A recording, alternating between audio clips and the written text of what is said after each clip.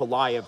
By the way, guys, sorry I was not able to come in this morning to cover this whole entire fight card. However, I am here to cover the event after the fact. And on top of that, we got more action going on because we also have the comeback of Anthony Joshua. Obviously, this is also 24 hours removed from the time that Tyson Fury got his own comeback going on, right? And very controversial, right? Because if you were to look for a Tyson Fury fight between Mariusz Wach, you literally cannot find it anywhere, okay? Like, it is not anything that you could find on the internet. However, it is something that you're going to find after the fact because he will be putting, I mean, at least the majority of the highlights in his Netflix show, right? So, but people do have some highlights of it. Nothing really impressive, right? I think people were sort of expecting a lot from Tyson Fury. But we are going to see how Anthony Joshua does, right? So right now we're just coming off of the Magomed Ankalaev fight. That was a very good fight, man. Now look, obviously Ankalaev is sort of like a slow starter, right? I think that's the best way to, kind of describe Ankalaev, right? Ankalaev is a slow starter. So with that slow start, that's exactly what he did in this fight, right? He started off slow, and as he was starting off slow, we're thinking like, man, you know what? Bogdan is doing pretty good against Ankalaev. But little do we know that Ankalaev, to be honest with you, is a lot like Canelo, right? I know we often make fun of Bilal Muhammad with Canelo hands.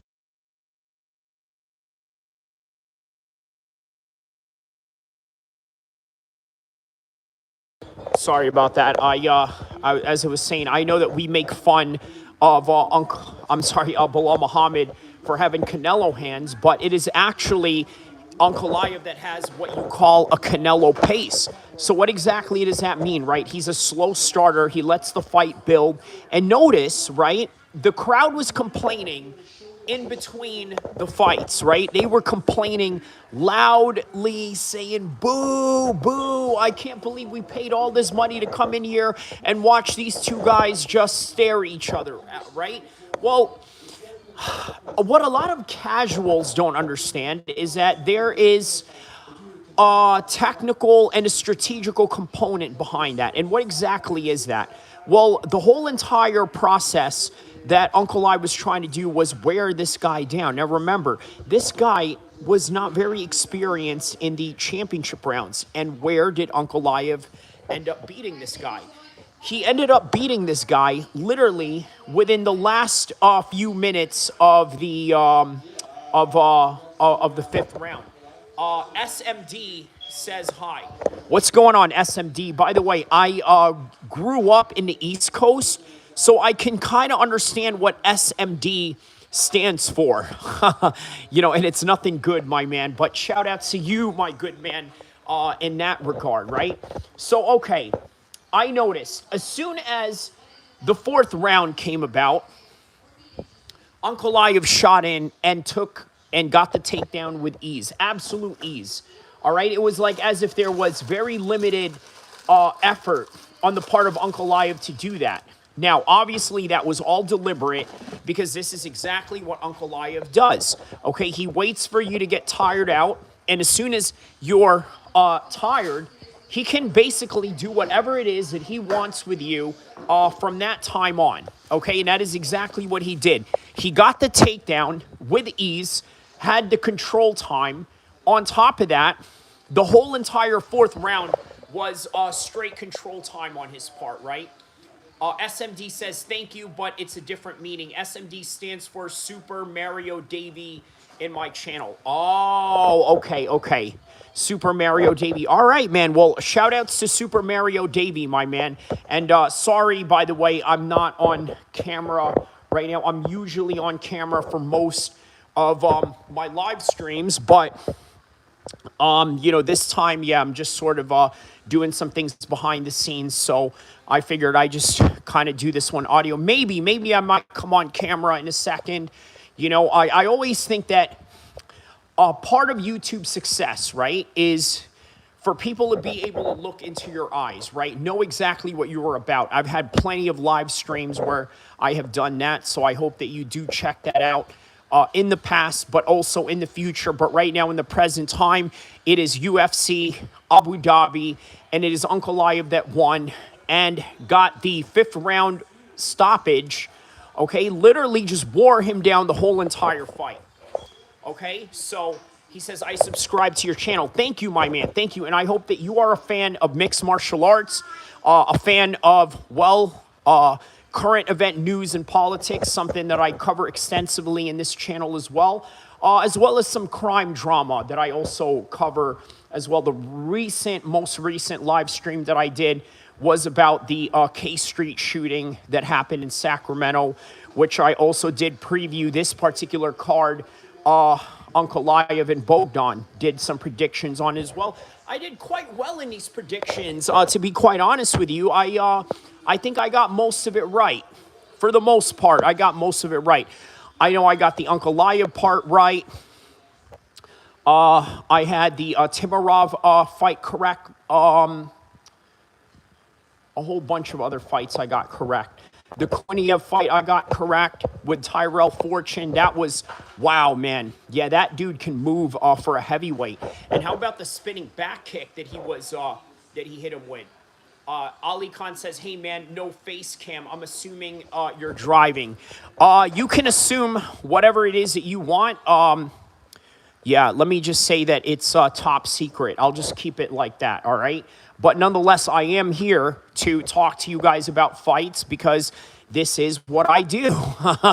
This is what I do, among other things. I do a whole bunch of other things, and then I talk about fights on the internet and my opinions on politics. What a great life, right? But on any regard, what did you think about the fights tonight? What were your thoughts on it? What were your thoughts on the main event? They just had Carlos Ulberg on earlier talking to one of the UFC media on Paramount. Perhaps maybe this is an opportunity for Ankalaev to put himself in the light heavyweight division's #1 contendership. He is the #1 contender, considering the fact that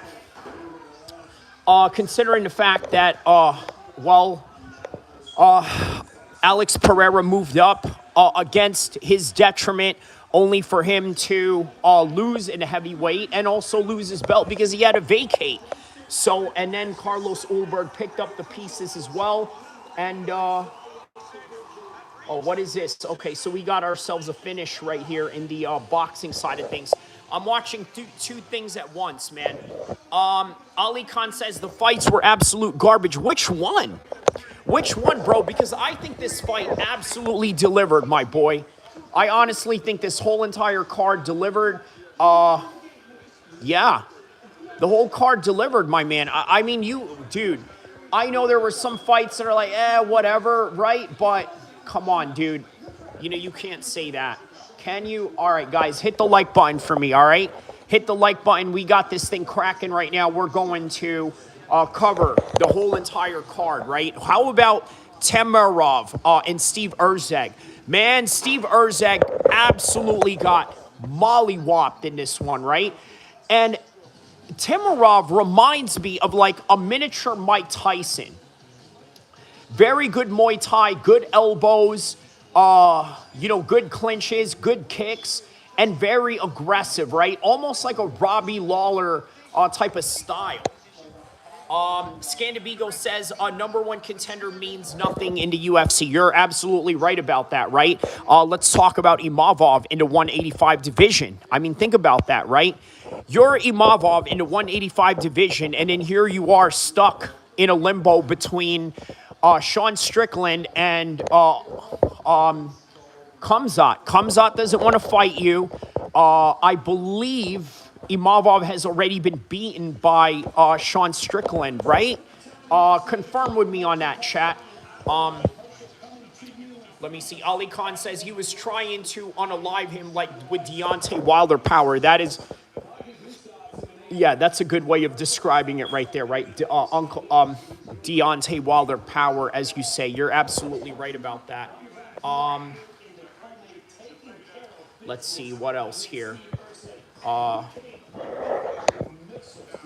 right, so we got this Japanese fighter that just got a win right now in the undercard of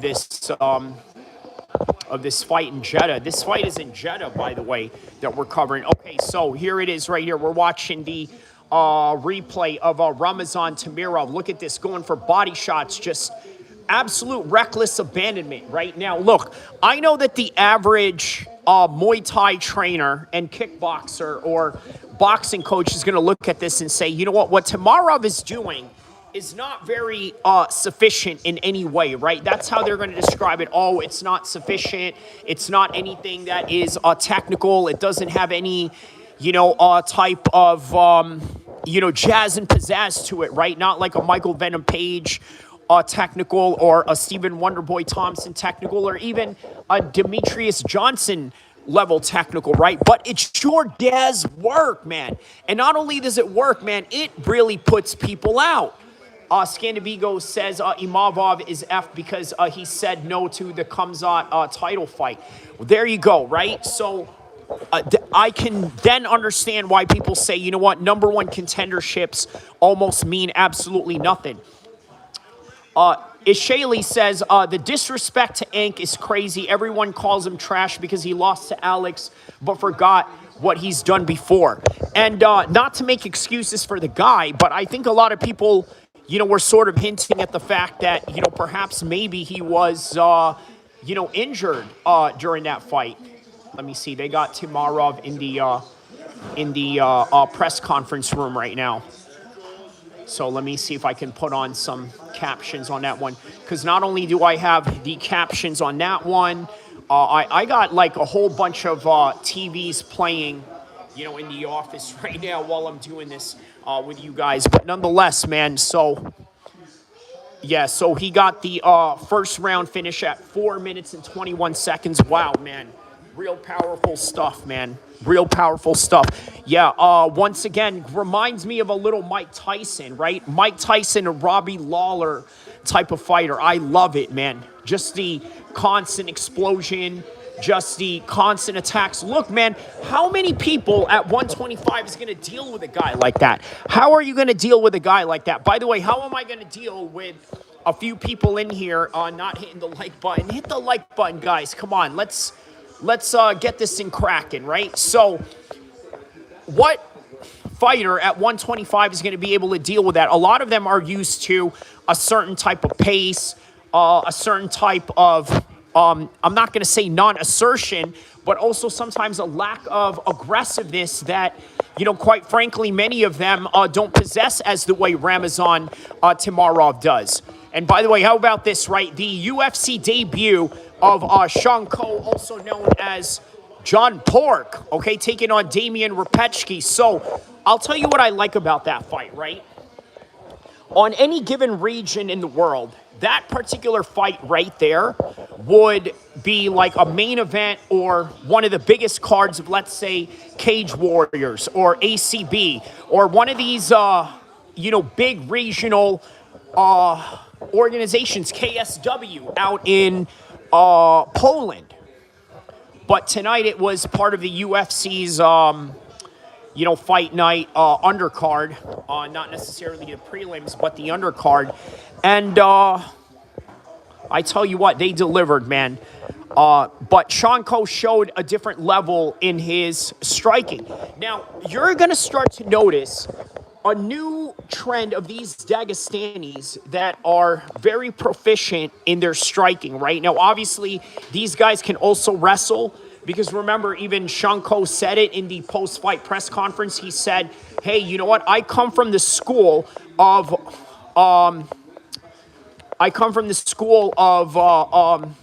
Nurmagomedov, right? Abdul Manap Nurmagomedov. And what they emphasize more than anything is wrestling. Look, in Khabib's training room, right? Anybody who's ever trained out in AKA or trained with them in Abu Dhabi or trained with them in Thailand or trained with them out in in Russia, in their home state, in their home country, the one thing they emphasize the most is wrestling, right? If you want to be a striker, which is great, right? Which is what he is, they also tell you, hey, you know what? Mix it up with some wrestling as well, right? Never be one-dimensional. You often notice that a lot of guys, if they're very good at, let's say, wrestling, if they're very good at striking, they just stick to that and ignore the wrestling. But not Khabib's team. They constantly emphasize for you to use your wrestling, even if you're winning in the striking exchanges. Almost like a very George St. Pierre like type of fight. All right, so the Kuniev and the Tyrell Fortune fight. Boy, let me tell you, man, I felt like Tyrell Fortune was just a little bit behind in the steps here with Rizvan, right? Look at this. Rizvan was able to land this spinning back kick. After he was able to land that spinning back kick, he was hurt that entire fight. He was really trying to fight it off. And you know what, man?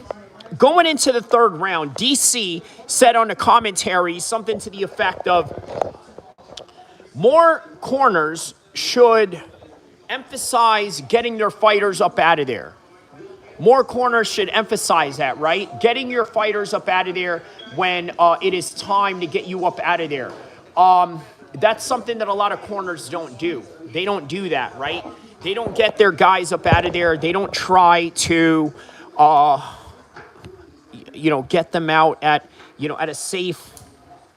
a much safer option, right? Because look at here. He took that elbow, okay, cut him up even worse going into the third round with literally just a few minutes into the third round, right? It was completely unnecessary. Absolutely unnecessary, but they did it anyway, and that's unfortunate, man. That's unfortunate. No pun intended. Unfortunate. Next up is the IBF super middleweight title, or what is it? What title is this? Super welterweight, I believe. Josh Kelly. All right.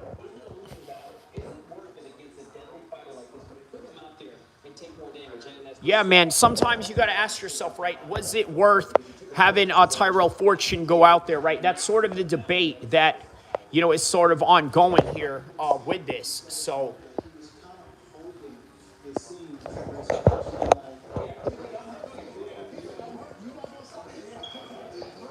Yeah, and it was almost like he was asking his coaches, right? Sometimes fighters tell you, like, hey, man, I don't want to be in there anymore.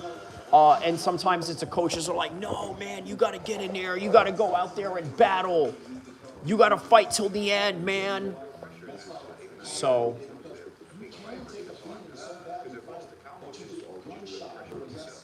All right, so they have Timarov in the commentary booth right now.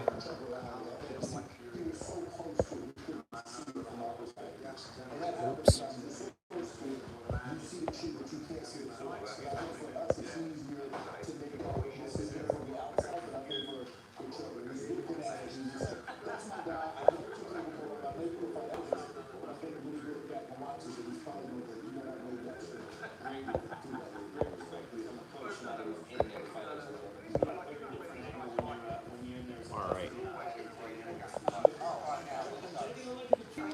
All right, so they got, they're showing some videos of Eddie Hearn doing that media.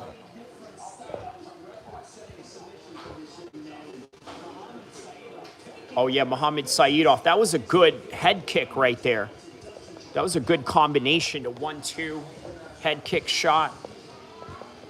Real good combination on that one, man.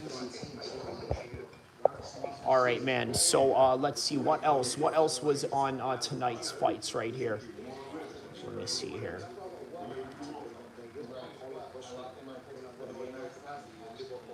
Okay. Abu Bakr. Bajav, yeah. This 4 out of 10 takedowns, 138 strikes. Yeah, that was a pretty good opener, too. And in the preliminary cards, you had Walter Walker. How about Walter Walker? Okay, now that's a topic of conversation right there. How about Walter Walker? Oh my goodness, this guy, dude. Listen, he is really proficient when it comes to those leg locks, man. Look, as soon as he got the leg lock, right, they were rolling around, right? And just when you thought the guy was going to escape it, he hit a calf slicer and tapped out. That was wild. That was absolutely wild right there. Cody Gibson gets submitted early into the night. The first fight of the evening, Abdul Hussein, third round submission. Okay, now let's analyze this Walter Walker fight right here as we're watching it in the Paramount. Okay, so here he is. He's on the ground, goes for the leg lock. They're rolling around. As they're rolling around, all right, he escapes, but he has the calf. Okay, he's got it locked. As soon as he's got the lock, you'd think like he's in here looking for a referee's position, and he just kept the lock right there, man. Yeah, he was literally slicing it. That's why they call it the calf slicer, because that is literally what you do. You are literally slicing your calf with that. Yeah, man, that was and finishes him first round, 1 minute 32 seconds into the fight.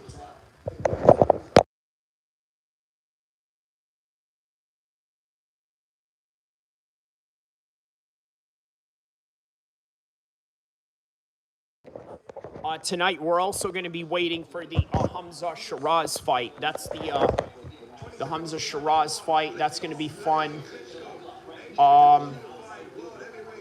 But Josh Kelly is up right now. Yeah, they had some pretty good boxing fights here, man. They weren't just putting AJ on the top of the card for nothing right here, man. They're putting on some pretty fun fights here tonight. So, yeah, man.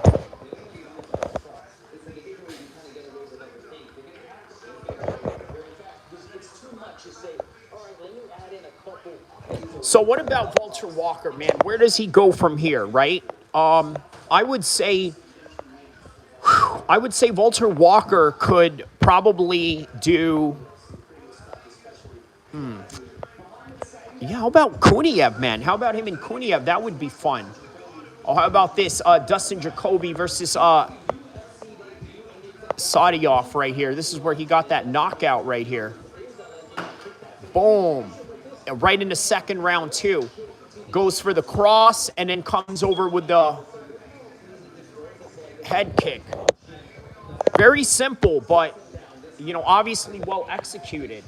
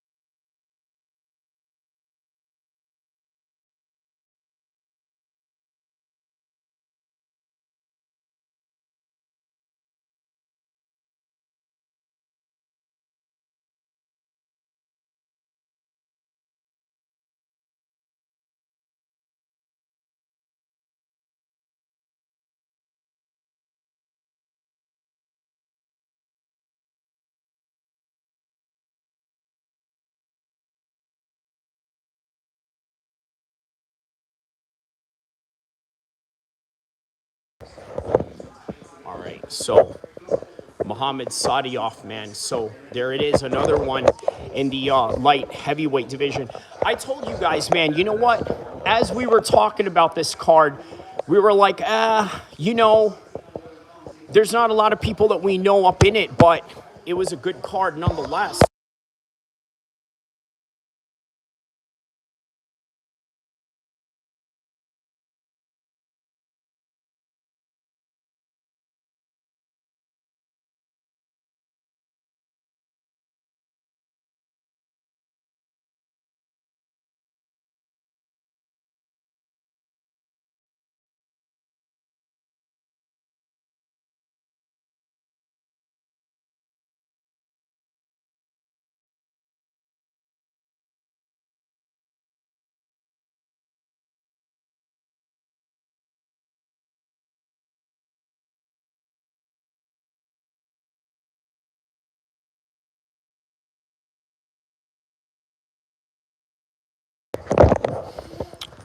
All right, so how about this, man? Sam Patterson defeats Santiago Ponzinibbio. Jeez, man. Yeah, second round TKO. I did not expect this one, honestly. But you know what, man? Sam Patterson getting in there with Michael Venom Page. I don't know if you really would have expected this out of him like that. All right, let's see what they're doing on the boxing side. They got Tony Bellew talking there. Yeah, mate, Scousers don't get knocked out. Scousers, yeah, everything's about the Scousers. Oh my God, Paddy, you know he's my favorite fighter because he's a Scouser. Shut your mouth, mate. Shut your mouth, yeah.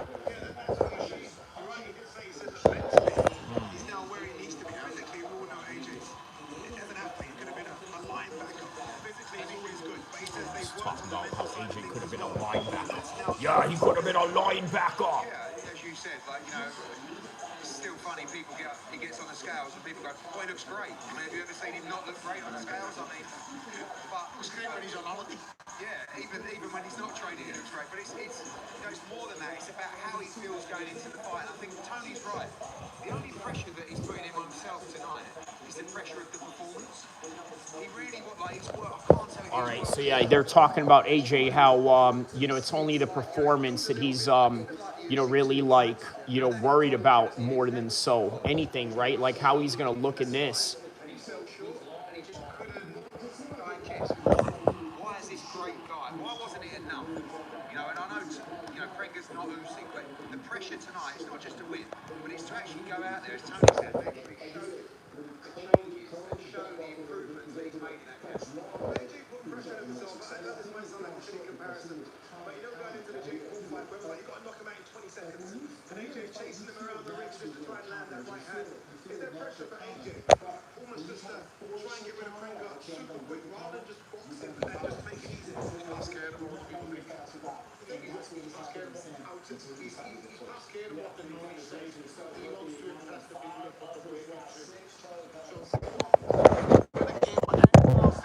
What would they expect from AJ tonight? They expect him to follow his instructions, and we don't know their instructions. Their instructions could be go in, take your time. Yeah. Yeah, that will be interesting, right? Considering that AJ is training with Usyk. Like, what type of Anthony Joshua are you going to get out of that?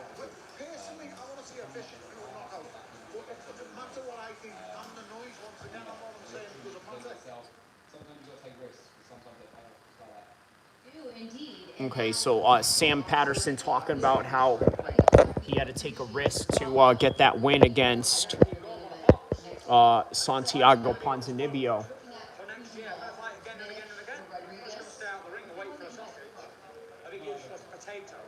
I could have sat down and done all for 2 years. Just to fight, like I said in there tonight. It's the whole build-up, fight week. Says weigh in, your hands for real. Going out there having a fight with a big man. It all builds you up for the next one. You're definitely not going to Jeddah, right? Yeah, I'm going, yeah. See you there, ringside. What are we, about an hour and a half, maybe 2 hours from AJ making the ring walk? Yeah, so just waiting on AJ to make the ring walk right now. Hey, hold on a second, guys.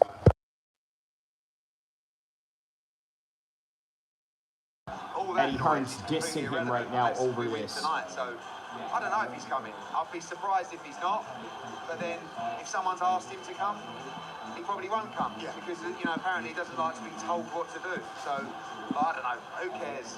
Tonight's about the return of Anthony Joshua coming back from unbelievable pain and adversity and trying to go out there and do himself proud tonight and do a job on Christian Prenga. And if he does, we know. Everything's signed. You'll get to see that fight. And if Mr. Fury's here, I've got a funny feeling he won't show. But, he's proved me wrong in the past. Can I ask, considering the conversation we all had yesterday, right? Well, you two are. Oh, what conversation is this that they're talking about? I stood on the fence. I stood on the same side. You're not quite well, to be honest. Did pretty well.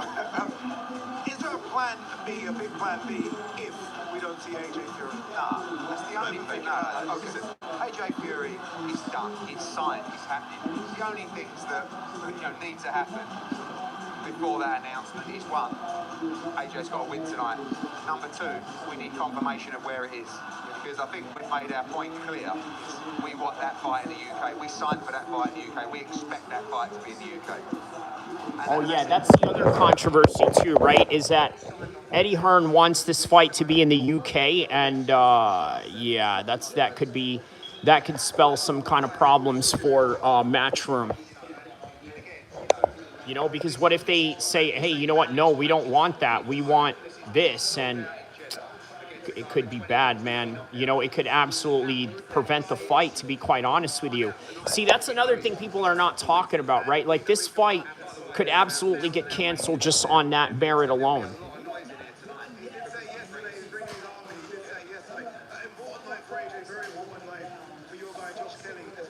Yeah. Oh, yeah. Josh Kelly's coming up, too.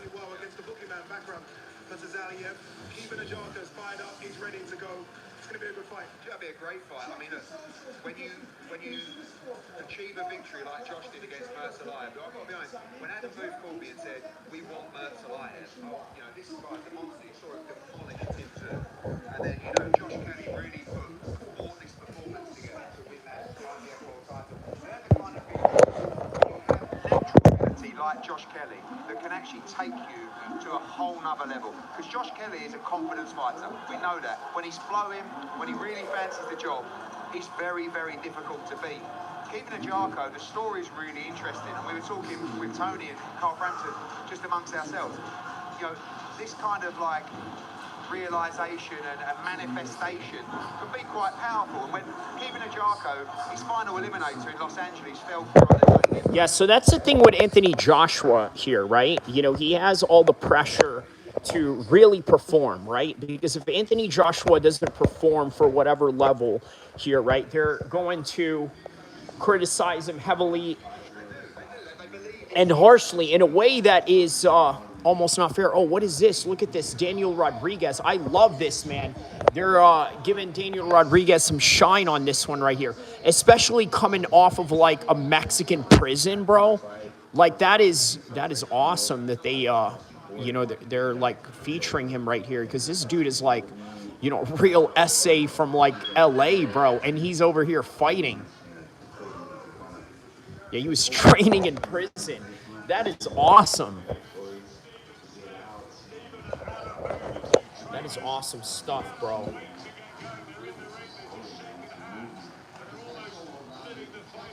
Okay. Josh Kelly taking on Erico. All right, that's going to be a fun fight. Yeah, man. And then you got Hamzah Sheeraz taking on... Look, Hamzah Sheeraz is going to finish that kid, man. They brought this kid in here. I'm not saying that they brought him here to lose, but, man, this kid is not on the level of Hamzah Sheeraz at all. He's not on the level of this guy at all. He's going to finish him. Oh, yeah, so they're showing the preview of, you know, UFC Belgrade. No, yeah, is it Serbia, Belgrade? Yeah, Serbia, Belgrade. But right now it's Josh Kelly taking on Ankalaev.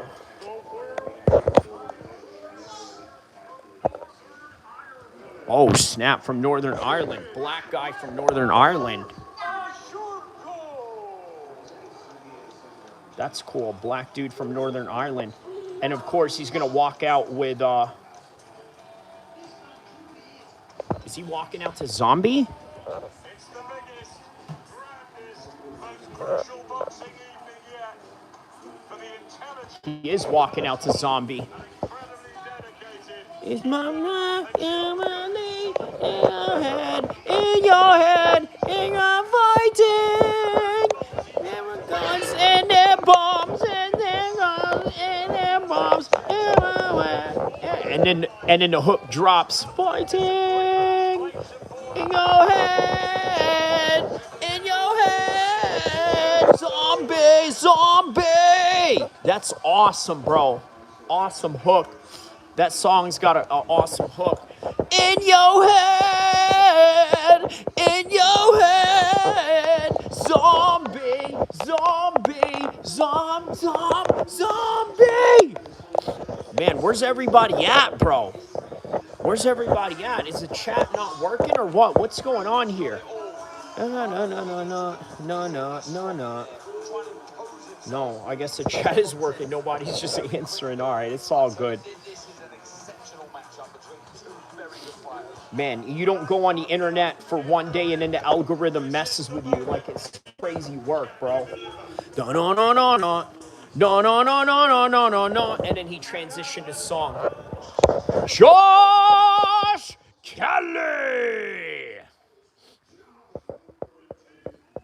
Pretty Boy Kelly. Yeah, him and Anthony Taylor have that same nickname, Pretty Boy. Josh Pretty Boy Kelly. Josh Pretty Boy Kelly from a very posh part of England, lad. From a very posh town of England. The name is Josh Kelly.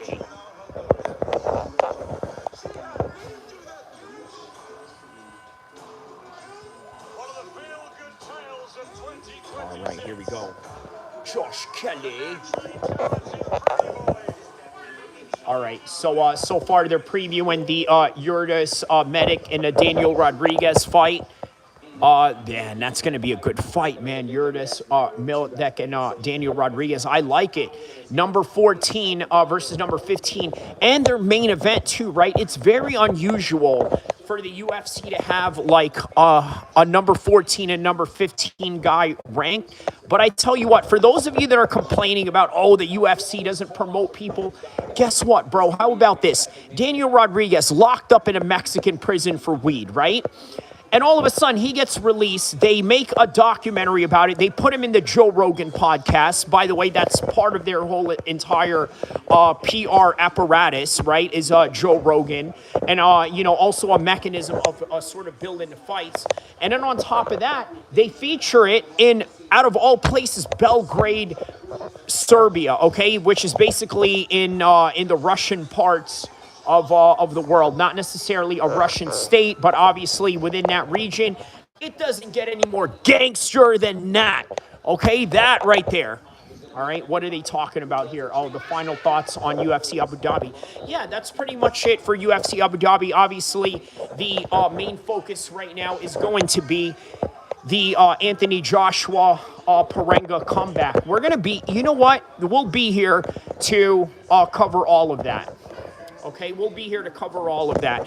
We'll stay here for all of that. How about that, huh? All right, so Josh Kelly and the black Northern Irishman. So as I told you guys, all the performance in the fight night, hey, it was everything that we would have expected if you think about it, you know? Or everything that we didn't expect. See, people thought, oh, this is going to be a boring card. Lo and behold, it was actually pretty good.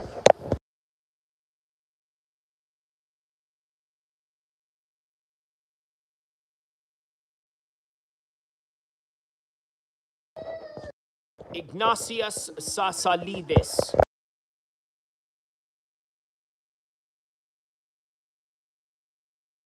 Hold on a second, guys. Let me get some coffee real quick.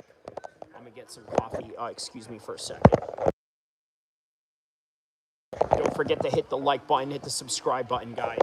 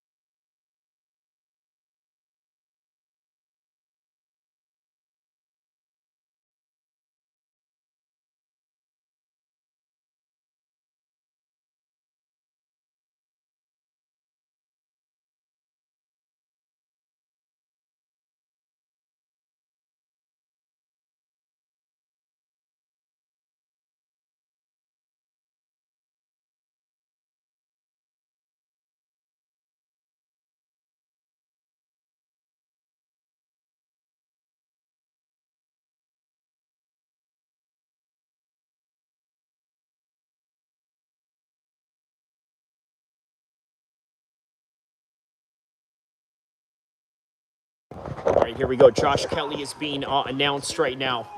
Okay, so yeah, the UFC has just ended their event, and we are just now awaiting, I believe, somebody in the press conference room.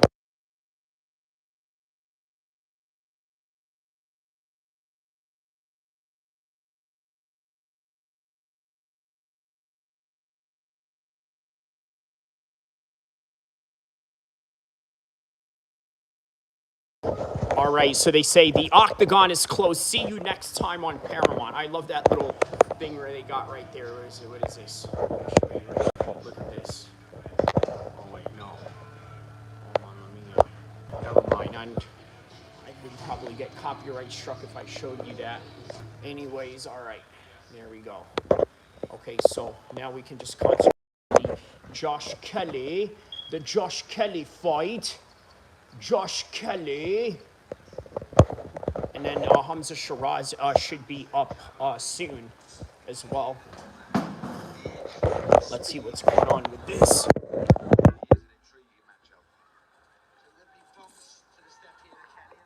All right, so you know Josh Kelly, one of the things that he does well here is move around. Ooh, some good shots right there by Josh Kelly.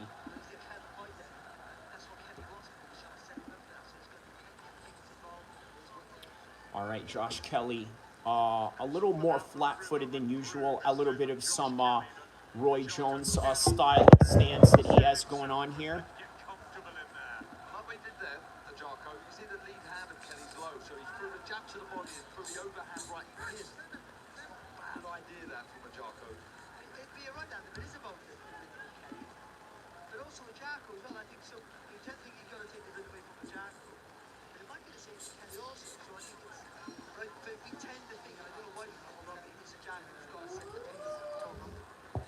Okay, so Ankalaev is on right now. Let me lower down the Josh Kelly fight, the volume on that one, while I oh wow, 150 fights they said about Josh Kelly. Okay, we're watching Ankalaev right now speaking on the fight press conference. Как вы видите, получается, я выхожу, я иду вперед, и соперники начинают отступать, и не такой бой, как я хочу. Поэтому, если Коста будет готов, если он будет идти вперед, то, я думаю, можно возглавить. Если также здесь будут убегать, я думаю, 5 раундов это будет неинтересно. И еще, пока не забыл, еще кто-то меня вспомнил, называемый Шама, да? Yeah, Josh Kelly a little bit more flat-footed than usual, but I can see why he's kind of trying to sit down on his shots. But obviously with the same hand-down motion that he has going on.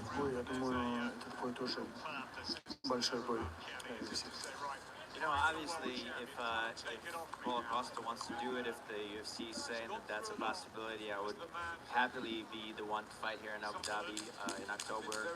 I always want to show exciting fights. I always want to show fun fights for the fans, but it seems as though a lot of the people, when they see me in front of them, they start to run away, and I have to be the one trying to find them and hunt them.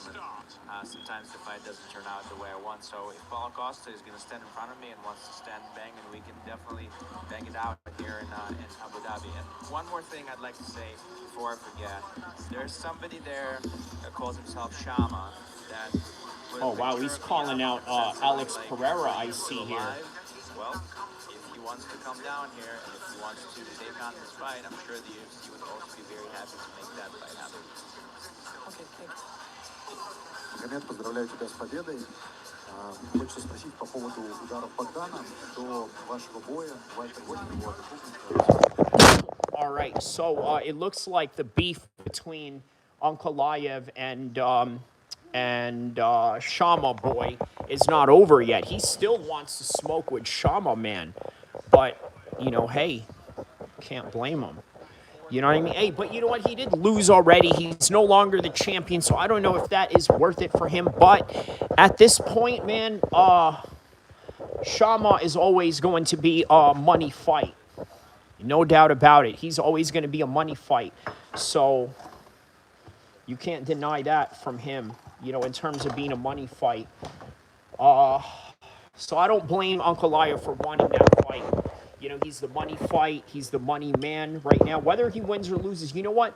Man,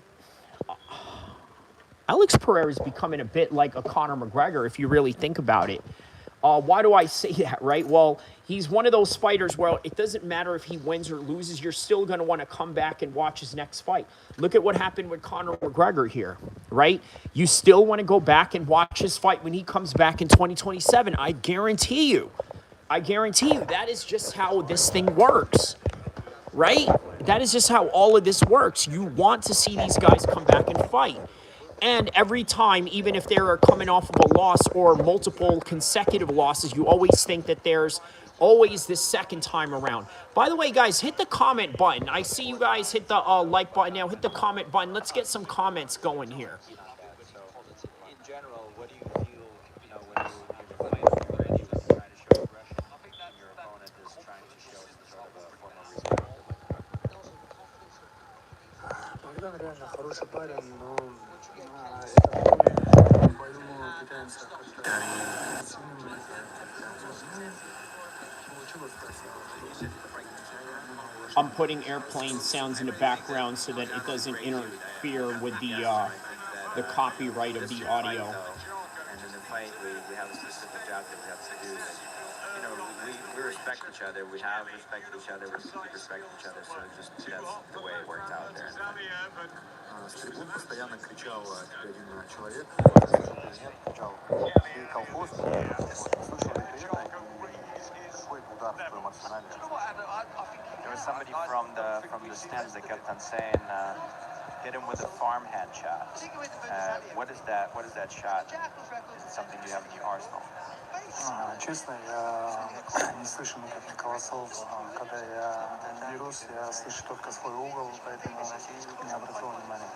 To be honest, I don't hear anything. Everything outside is just noise besides what my corner said. I hear my corner loud and clear. Everything else.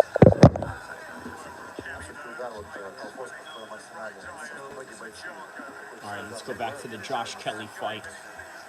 What is a farmhand shot if you have it in your arsenal? A lot of fighters call specific shots, specific names. What is the farmhand shot?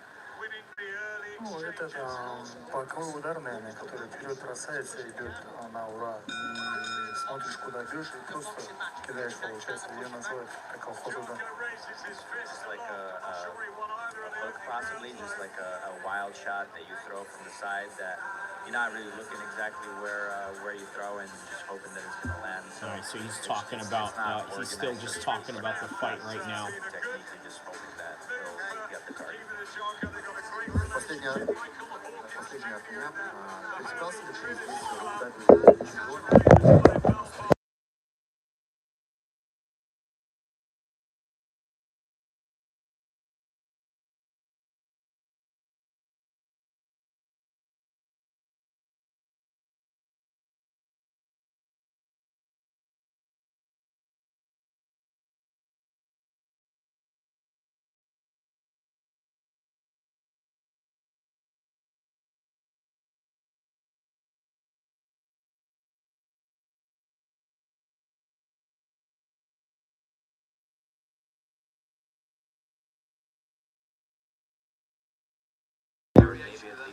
All right, so we're still watching Ankalaev right now.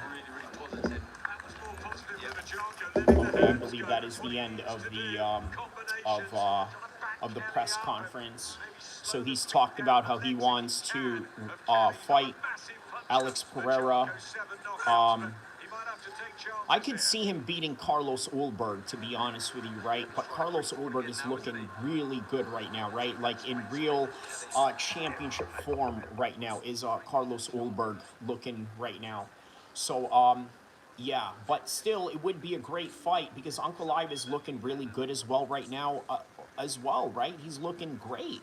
He's looking very good. So, it's not a doubt in my mind that there is a strong chance and a strong possibility that he does get the title shot. Who else? Who else is there in the 205 division right now, right? There's literally nobody there right now that you could put him up against.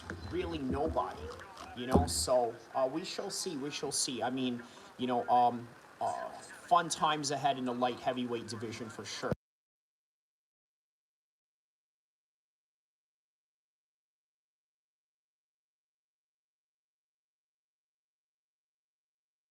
All right, so right now we're still reacting to the Josh Kelly fight right now, which is in the undercard of the Anthony Joshua Prenga fight. Also featuring, obviously, it's also going to feature Hamzah Sheeraz in the co-main event, so that's going to be fun to check out, of course, you know. But yeah.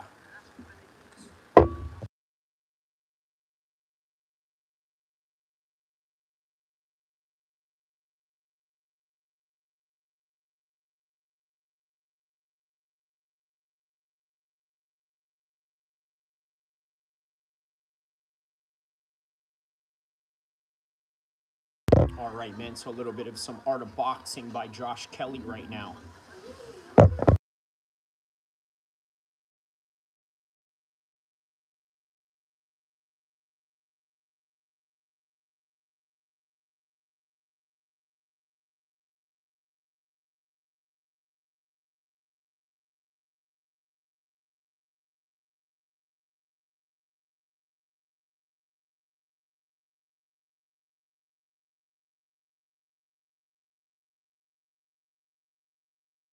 Hey, shout out to you, AR. He says, hi, Kyrie in chat. How are you? Like and subscribe.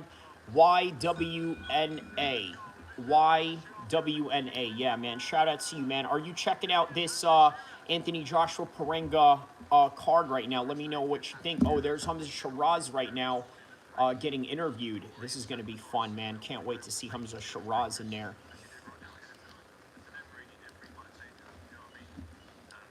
Yes. He said yes. Shout out to you, my man.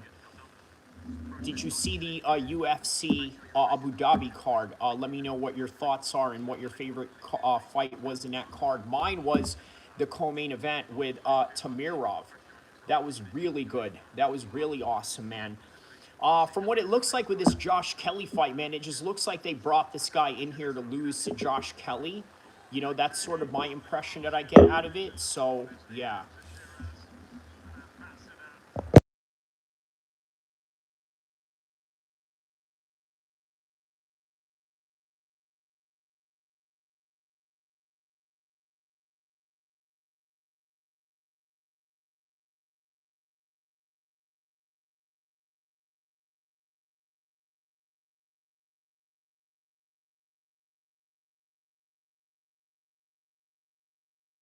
All right, man. Yeah, Josh Kelly's looking really good right now.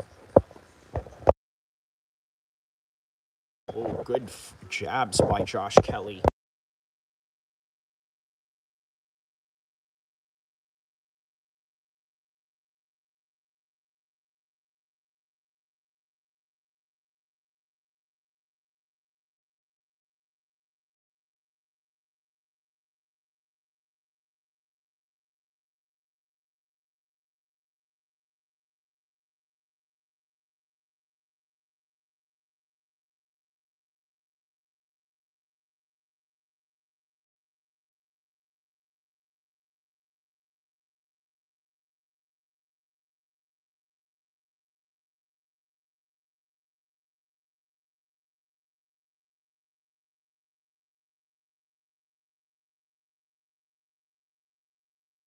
Wow, man. Yeah, Josh Kelly is looking really, really awesome in this card. I think this is going to be an easy win for him. This guy is not on his level at all. 2016 Olympian for a damn good reason.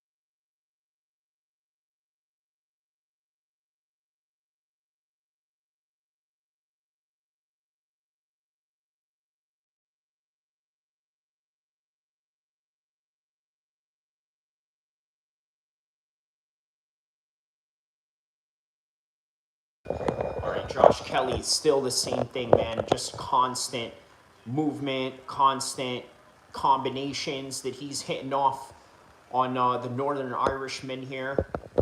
Amazing performance by the Englishman, pretty boy Josh Kelly.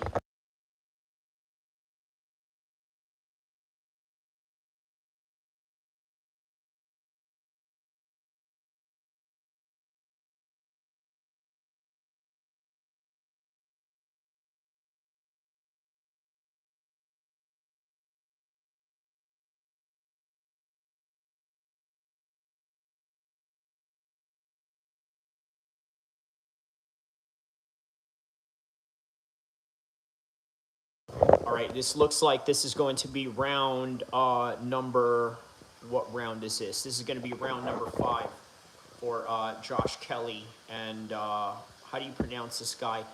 Agiarco. Agiarco is how to pronounce his name. Hey, let me know if I'm pronouncing that correctly. This guy's name right here. Argiago. Yeah, let me know if I'm doing that correctly.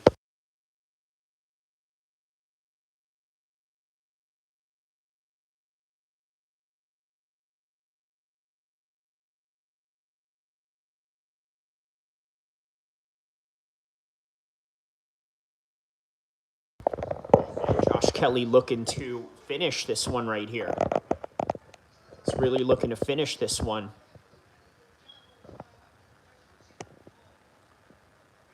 Oh, good shots by Josh Kelly, man. Yeah, really good shots by Josh Kelly. So far, the scorecard's probably 39 out of 37 for Josh Kelly for 4 rounds. Now going into the 5th round, I'll probably score this round for Josh Kelly as well.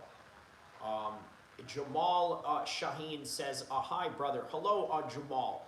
Jamal, let me know what part of the world you are from, my man. Shout outs to you. Good seeing you here, my boy. Let me know what part of the world you are from as we are enjoying this boxing match right now. After the UFC fight. So, you know, I went and did a full card coverage of the UFC fight. And now, Josh Kelly got rocked there on that one. What's up with that?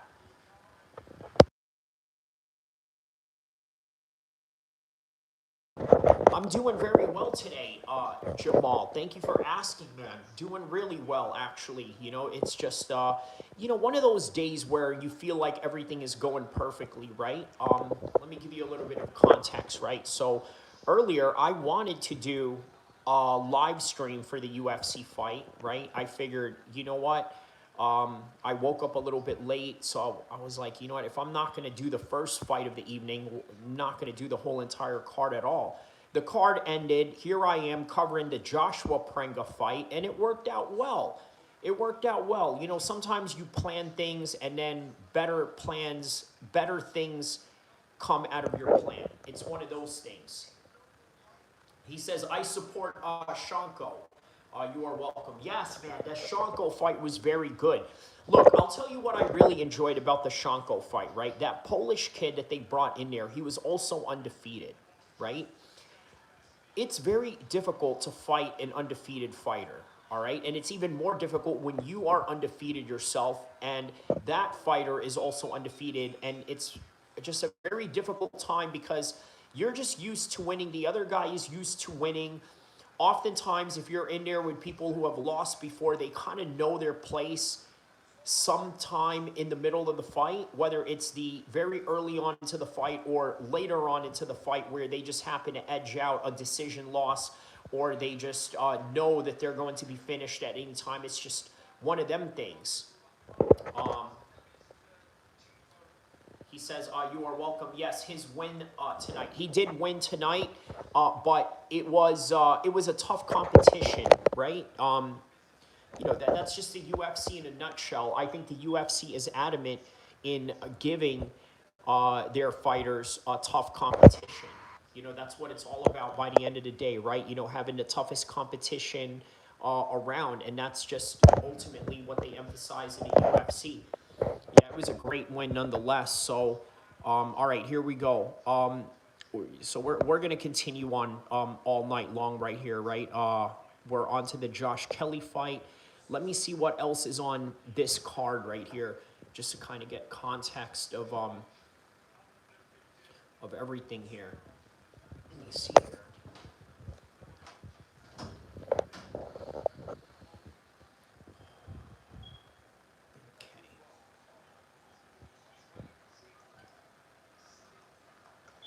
AJ versus Prenga.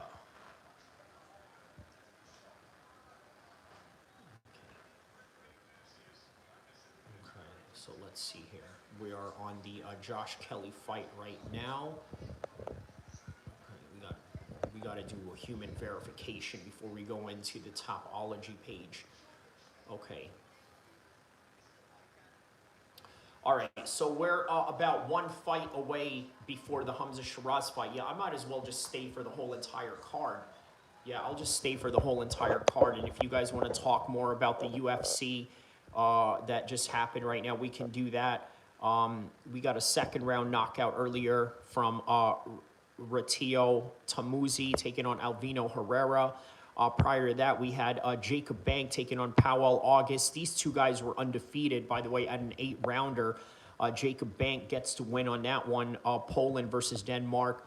Nishat Dev, apparently an Indian boxer, gets a first-round TKO against Cesar Diaz. Alexander Krajinčiak, a left hook, second-round knockout against Lenny Page.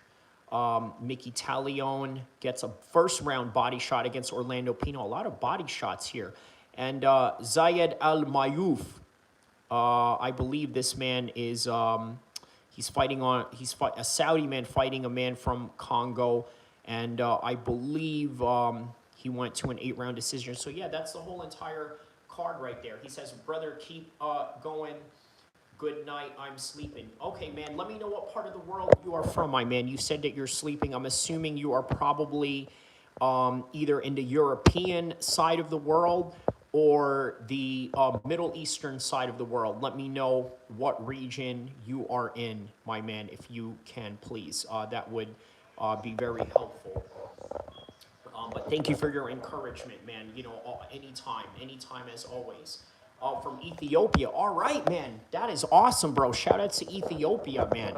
I believe you're probably the first man in my channel from Ethiopia, so welcome, man. I hope that you do bring more fans from Ethiopia onto my page. And, you know, shout out to Ethiopia, everybody in Africa, everybody in the Middle East, everybody in North Africa, and everybody around the world. I mean, you know the rest. Yes.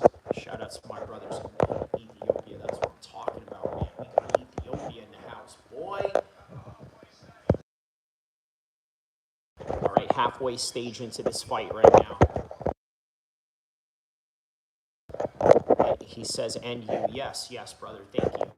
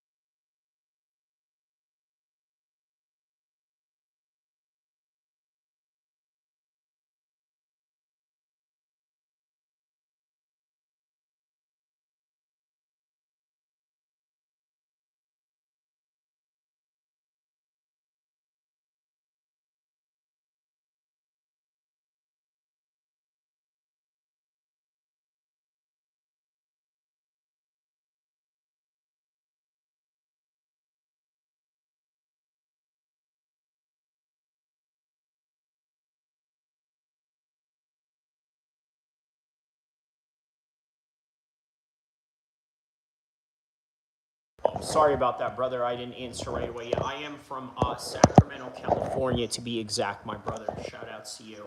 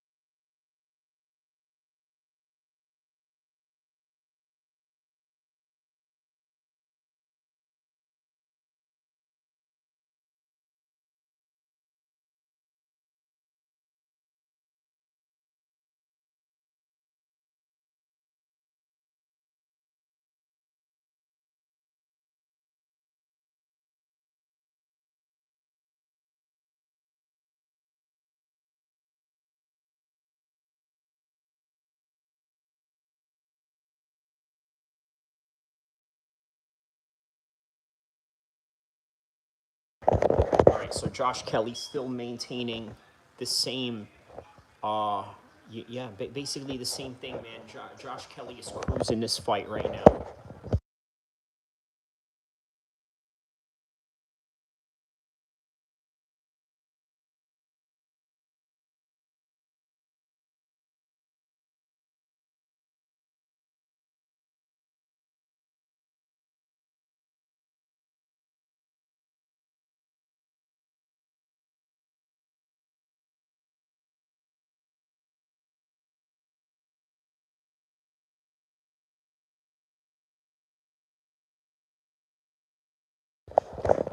All right, Josh Kelly is just toying with him right now, constantly toying with him.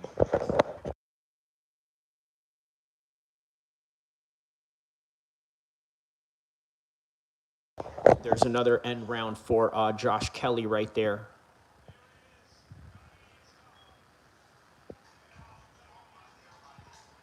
There's Prenga right there.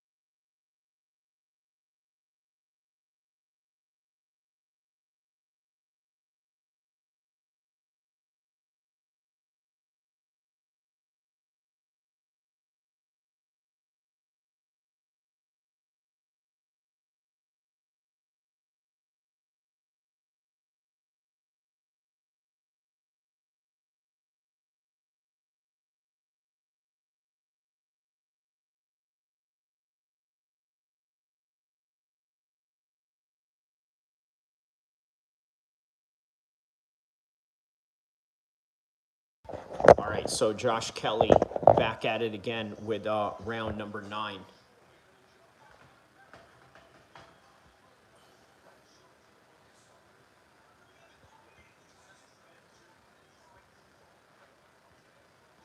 Yeah, I might just leave this stream a little bit early than, I don't know. I mean, I'll probably stay for the Hamzah Sheeraz fight, and then I'll just leave before the Anthony Joshua fight. How about that? That's what I'll probably do.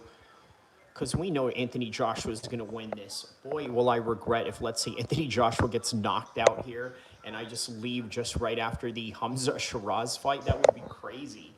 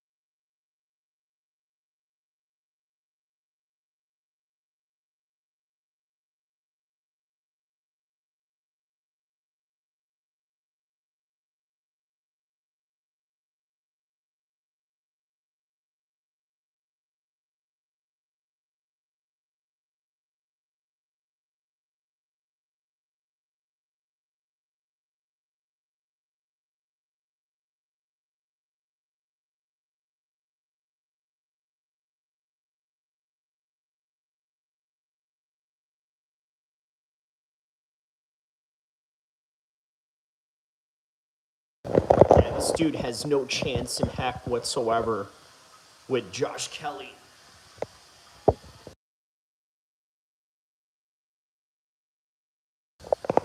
Josh Kelly is too technical.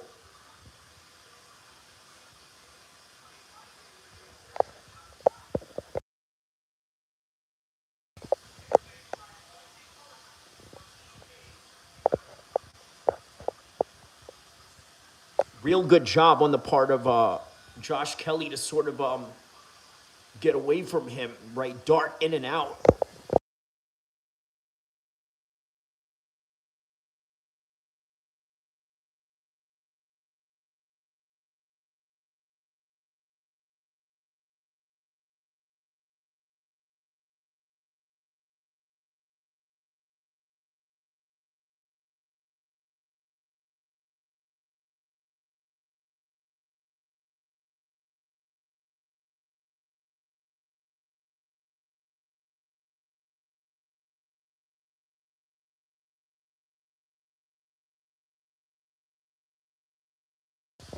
What is that? A little bit of some head clashes there, I see.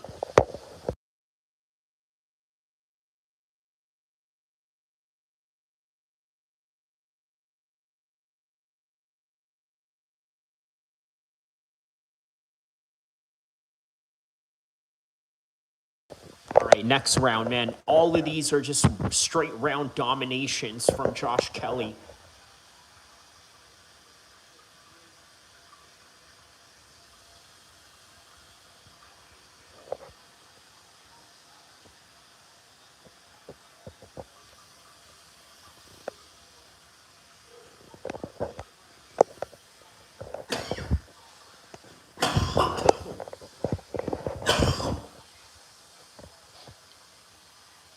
Yeah, the skills of Josh Kelly is amazing, bro.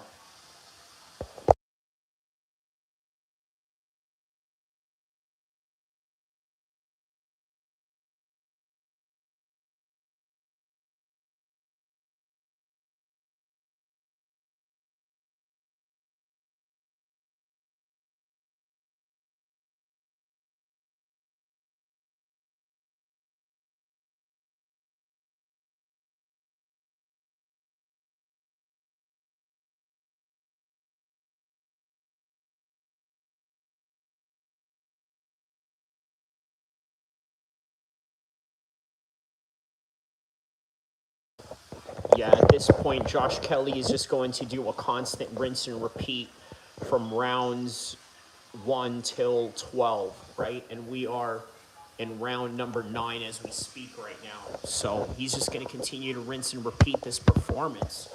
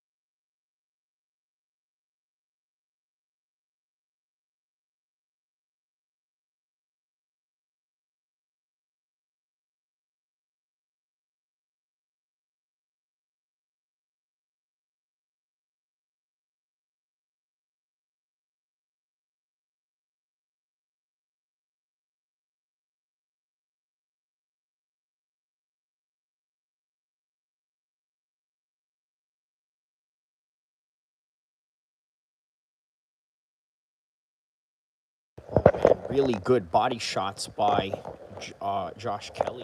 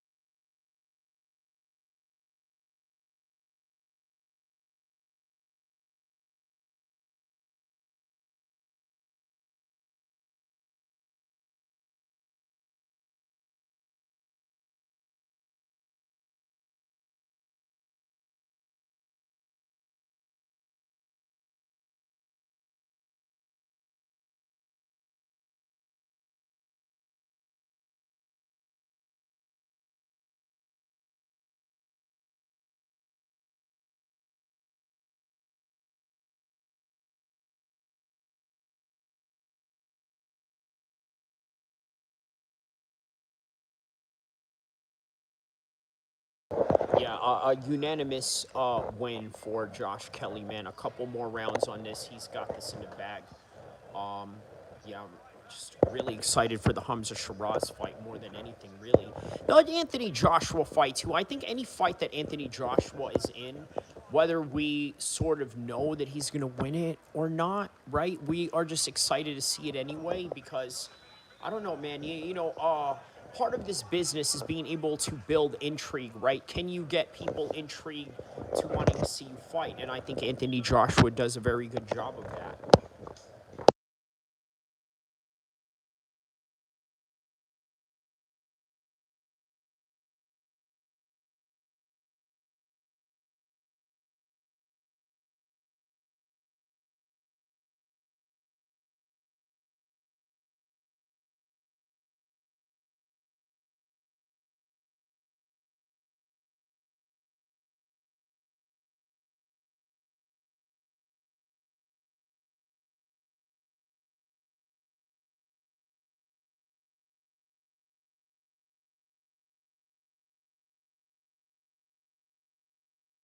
Yeah, good inside game by Josh Kelly right here in the 11th round. Yeah.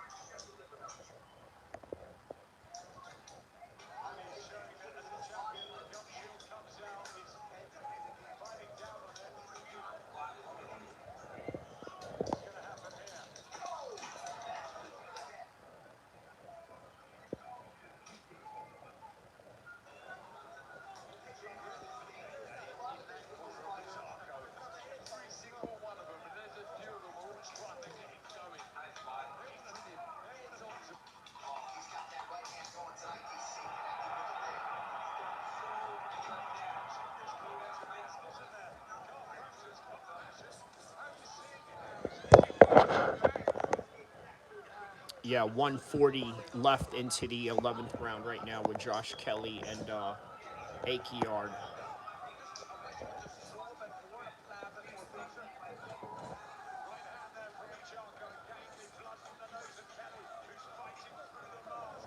Kelly, who's fighting through the mask. Oh yeah, Kelly's busted up, bro.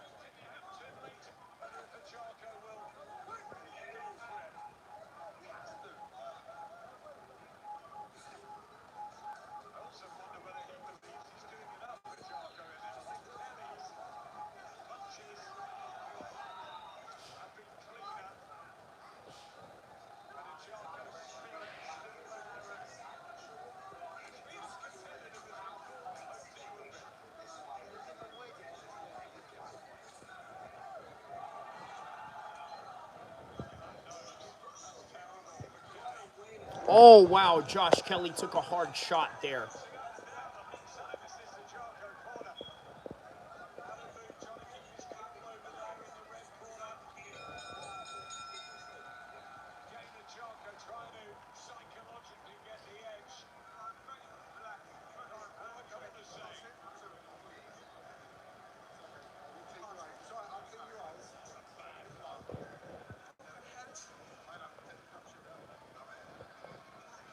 Oh, wow, man, he's really complaining about that shot.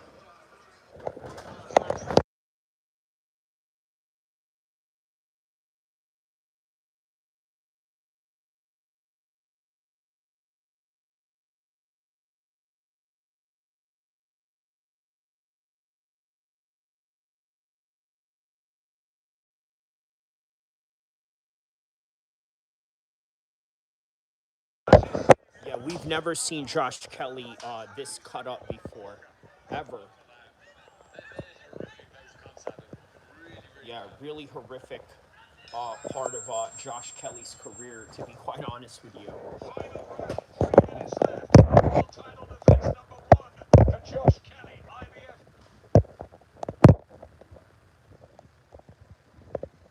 Super welterweight crown will be going back to Tyner Weir, or Kevin Ajako have a final push. One round up. Unofficial card to Kelly.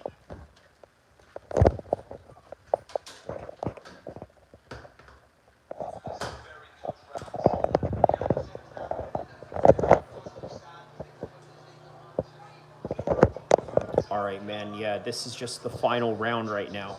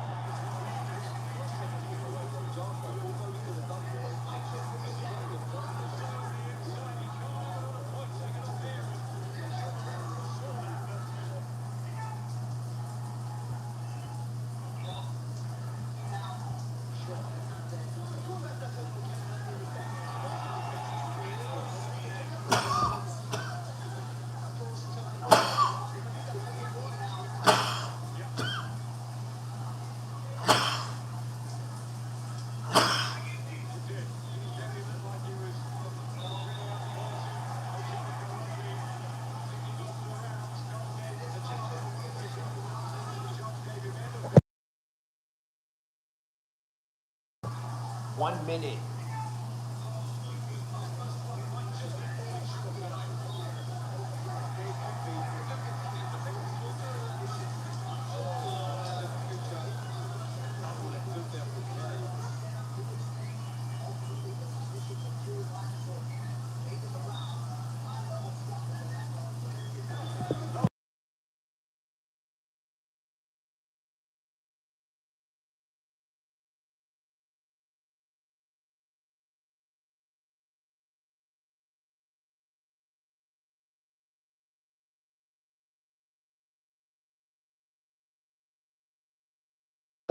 right, just one more round. Less than a minute.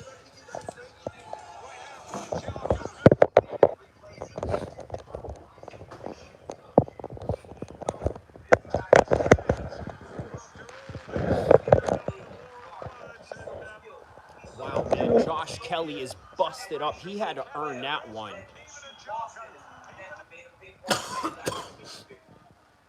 He really had to earn that one.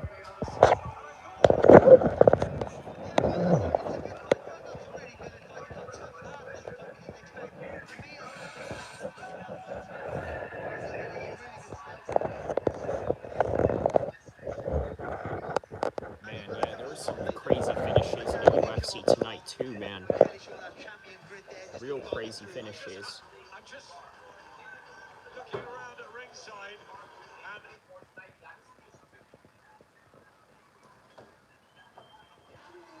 unofficially, Kelly has won it around this sort of table. Unofficially, Kelly has won it.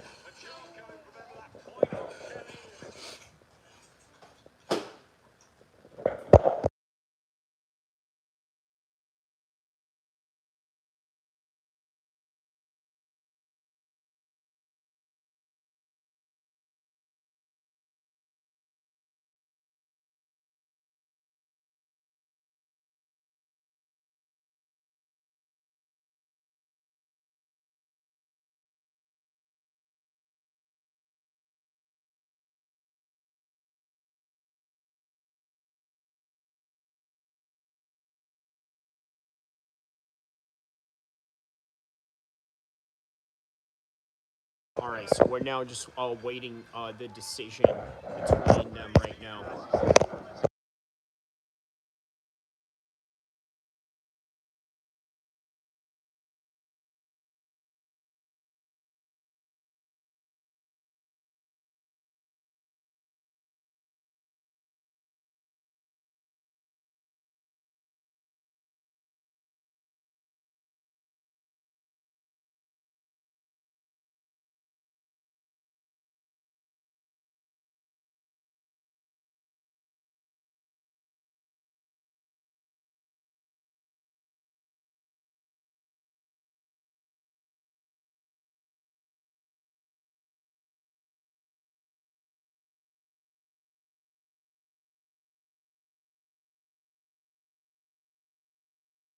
All right, let's hear out the decision right now between Josh Kelly.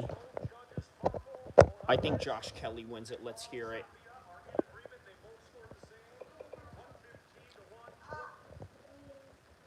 Oh no, my thing froze. Okay, there it is.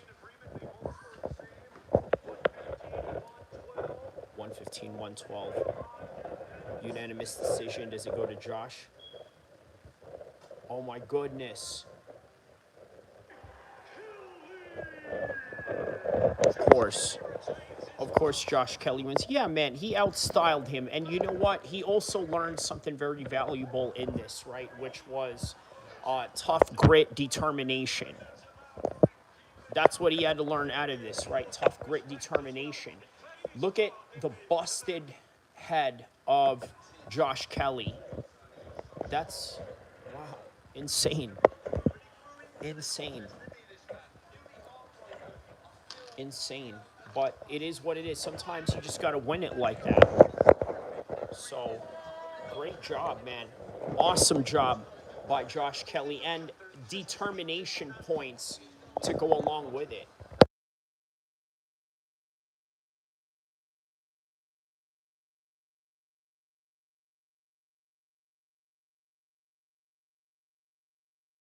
And they got the Michael Jackson playing in the background.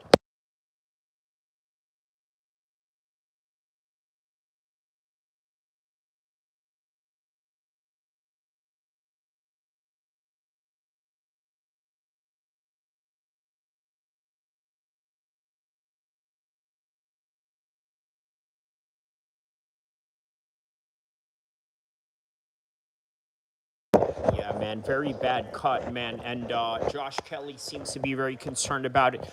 Obviously, if you got a nickname like Pretty Boy in Josh Kelly, then yeah, you're absolutely going to be concerned about that very bad cut in your nose right now.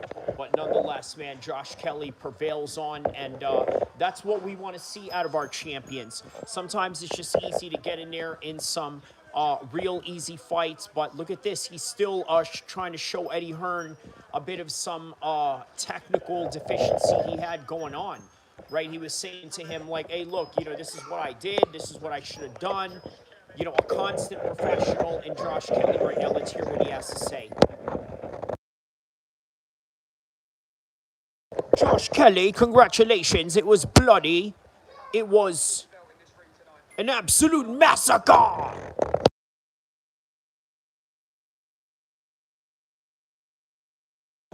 He said, Saudi Arabia, beautiful country, beautiful people. Oh, he said, wow, he said, I want to send a big thank you to Jesus Christ, but since I'm here, I want to send to Allah as well. Okay. I mean, not a guy that really has a strong understanding of religion, but okay, we understand his sentiments nonetheless.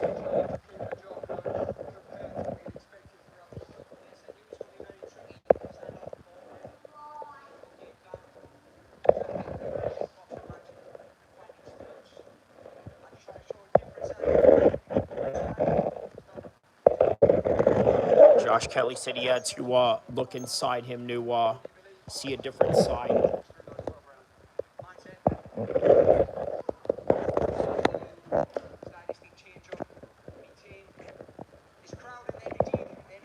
He said, me team, this crowd is the energy. This is unbelievable. Something unbelievable. Yeah, he said he's thankful to fight in Jeddah, and he hopes to be back soon.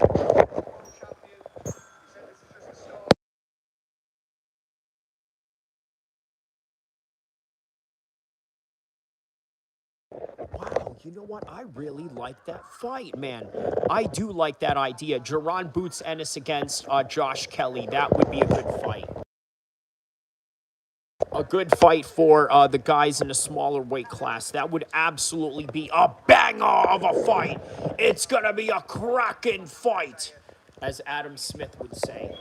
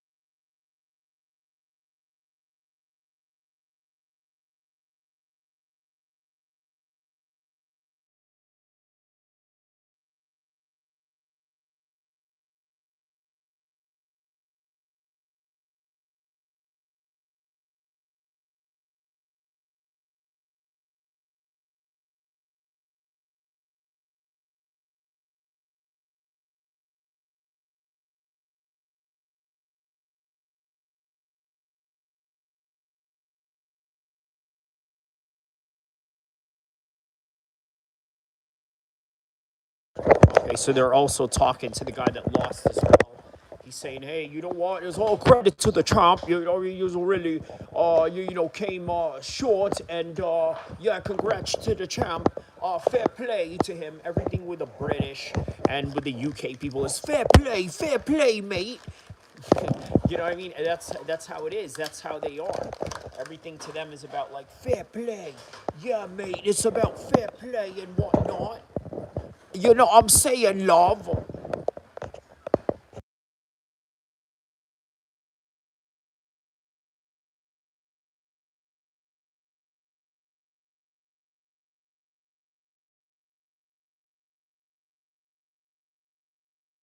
He said, thank you to Mark Trumanetti for having me on.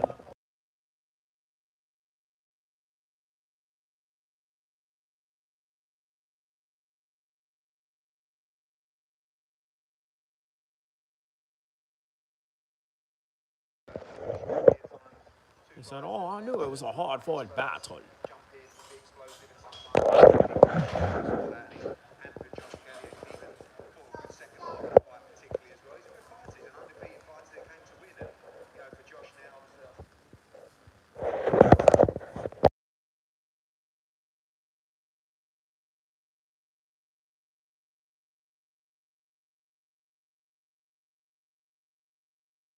All right, well, next is the Hamzah Sheeraz fight.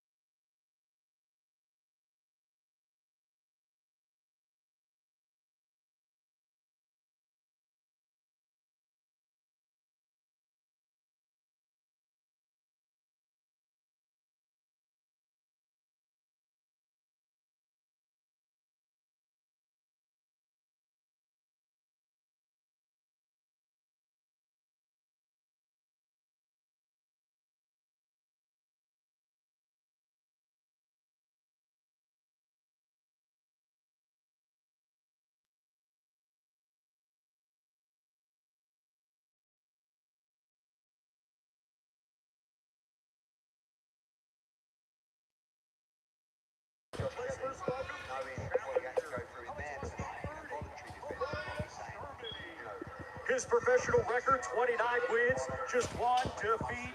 18 of his 29 wins come by way of knockout.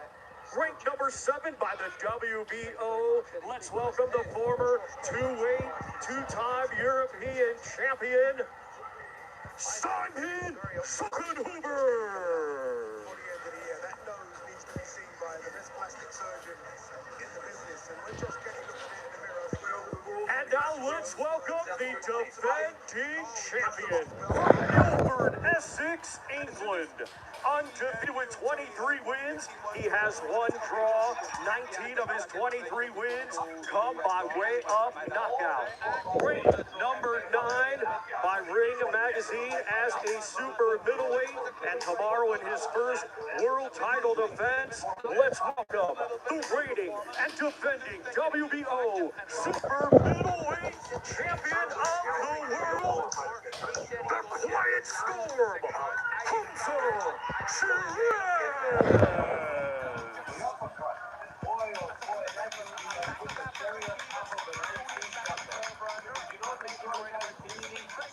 And first to the scale, we welcome the challenger, Simon Zuckenhuber. 166.6 for the challenger, Simon Zuckenhuber.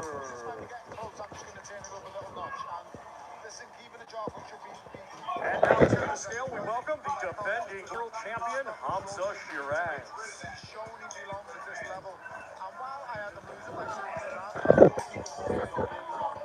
167.8 for the undefeated defending world champion, the Quiet Storm, Hamzah Sheeraz. And now the fighters face off for the final time. Again, these two competing tomorrow in a scheduled 12-round contest for the WBO Super Middleweight Championship of the World.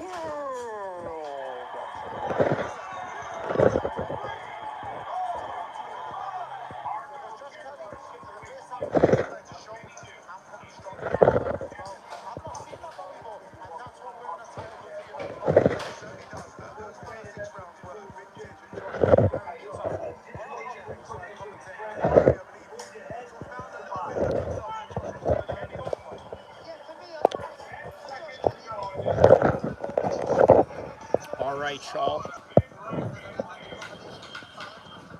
Final face-off with Hamzah Sheeraz, a chance to change your life forever tomorrow night. Just tell us one final time. They're interviewing the guy that he's fighting, Simon. I'm 100% ready. I'm waiting for tomorrow He night. said, I'm 100% ready. I'm ready for tonight. How many times have you heard that? And the new champion of the world, Simon Zuckenhuber. I heard it many times in my head. We will hear it tomorrow and the news. Good luck, Simon. Top man. I'm going to head over here to the other side of the stage. All right, they're going to interview Hamzah Sheeraz. Hamzah Sheeraz. Hamzah, quick turnaround. Just 9 weeks ago, you became world champion in Egypt. Now you're here defending the belt for the first time in Jeddah, Saudi Arabia. That quick turnaround straight back into camp.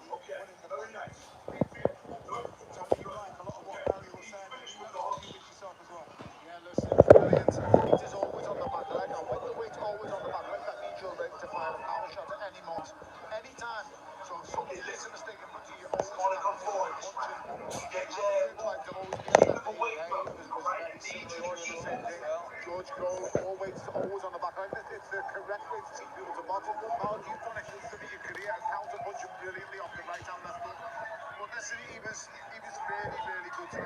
The goodness for the lads on comms, the technical abilities shown by the lads who are on comms is Danny and Barry.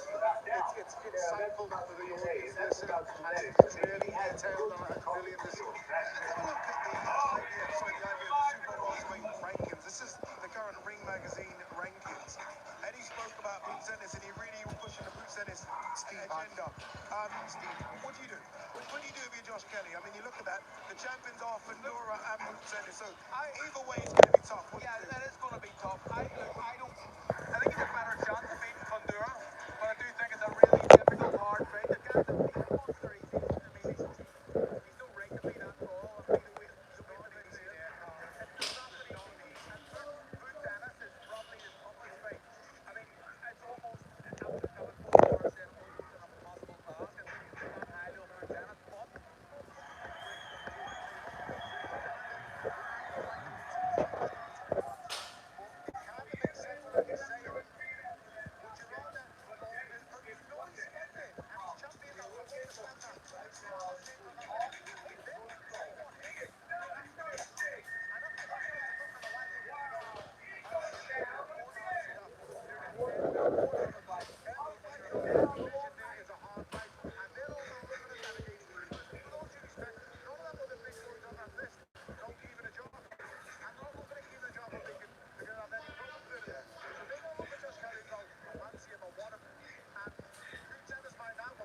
Hey, can you believe there's actually a card right now that is headlined by Hamzah, Sheeraz, and Anthony Joshua?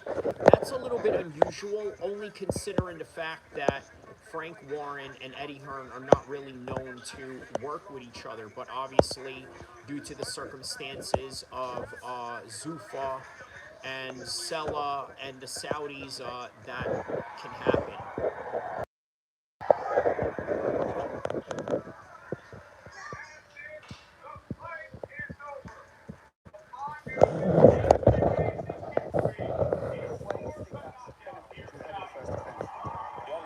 Any opportunity, I said, to stay busy and stay active, I'll take you both fans. And listen, here we are, like you said, 9 weeks.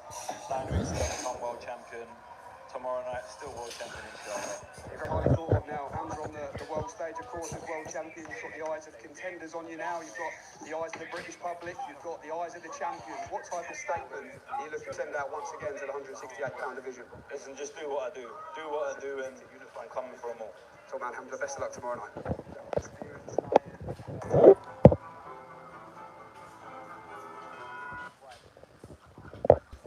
All right, man. So I guess we're just awaiting the co-main event right now.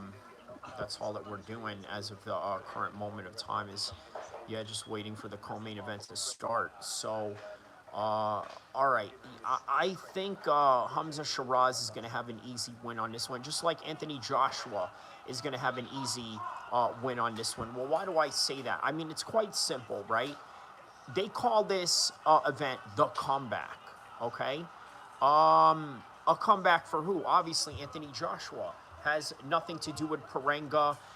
Somewhere down the line, all these boxing people who understand and know boxing, who know Anthony Joshua, who know what they are looking at when they are dealing with Prenga, are saying, you know what?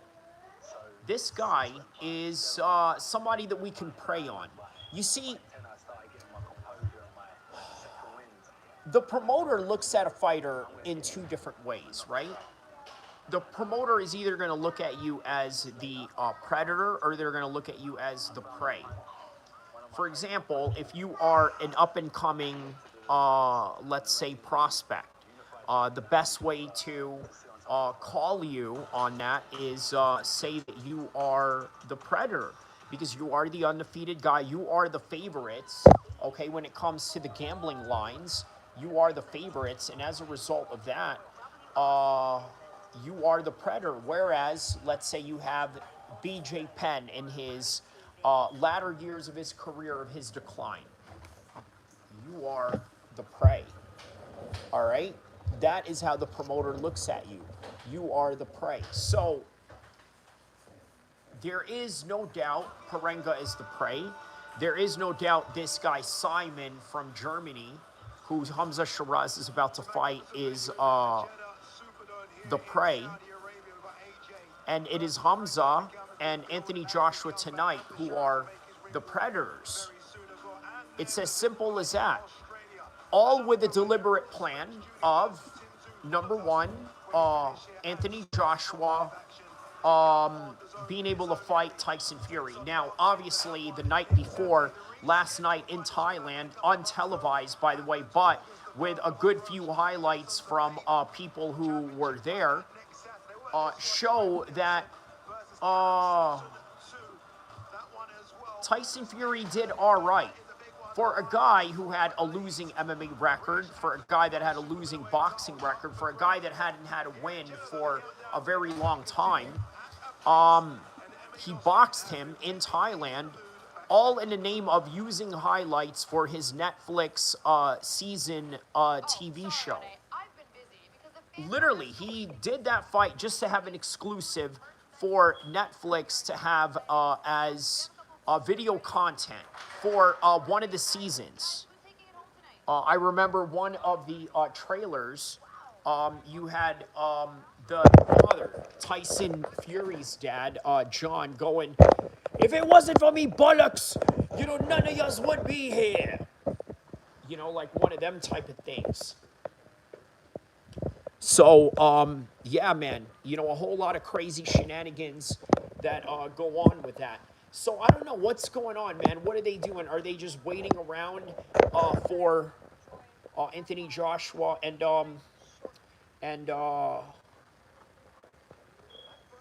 Hamzah? It's very long, man. You know, because look, Josh Kelly went 12 rounds, right? The video, the pacing of this is horrendous, to be quite honest with you. I can understand now why people complain about the pacing in a boxing card. I can really understand. The sudden complaint. I really do. Like, I totally get it. People are upset at the fact that, look, what is all this dead weight time that they have going on with Carl Frampton? Who's the other fella here?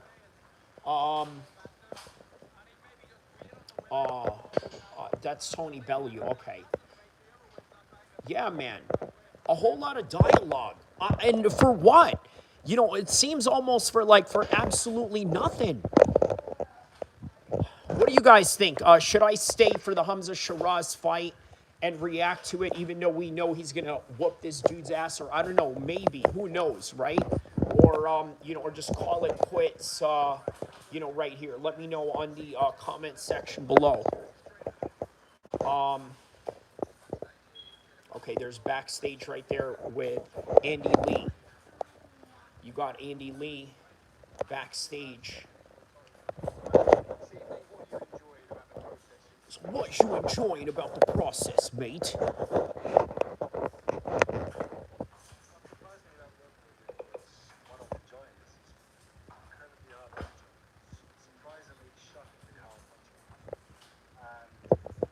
He says, shockingly, that Hamzah Sheeraz is a hard puncher.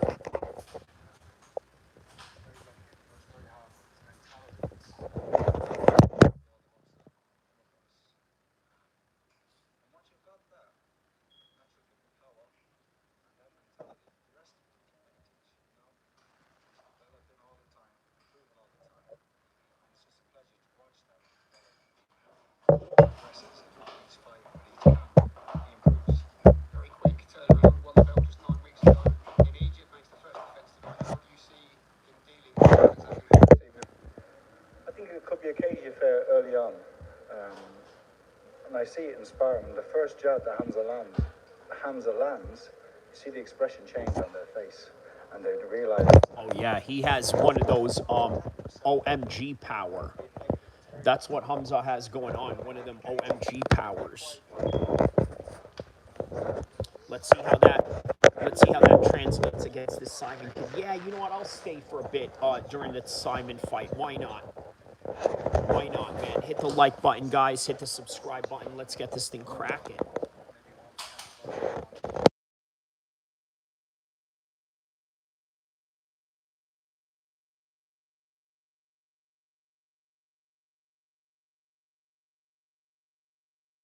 Andy Lee says that he's a role model. I may have to agree with him on that to a certain capacity.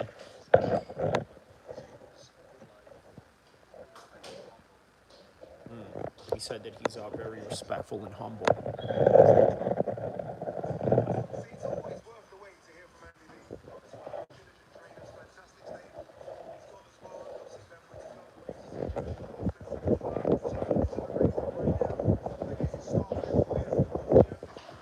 All right, man. So here's Hamzah Sheeraz getting it in right here.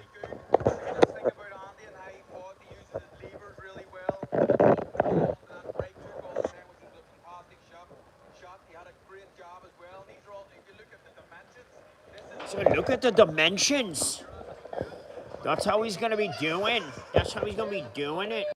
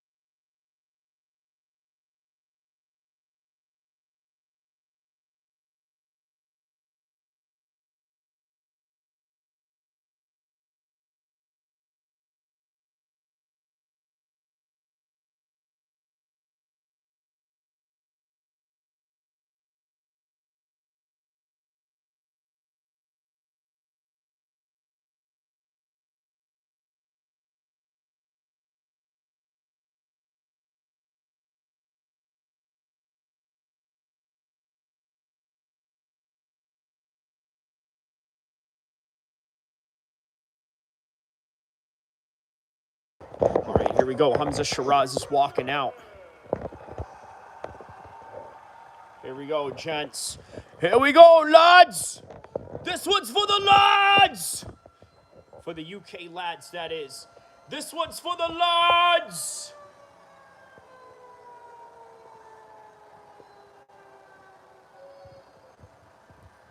All right, here's Hamzah Sheeraz. I didn't even see the other guy's entrance so well. Here we go, Hamzah Sheeraz.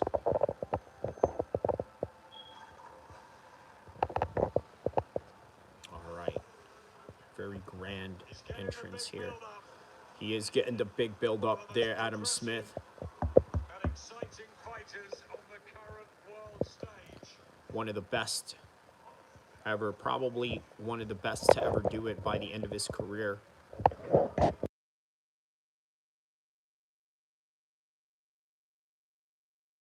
The Quiet Storm, that is a appropriate nickname for him though.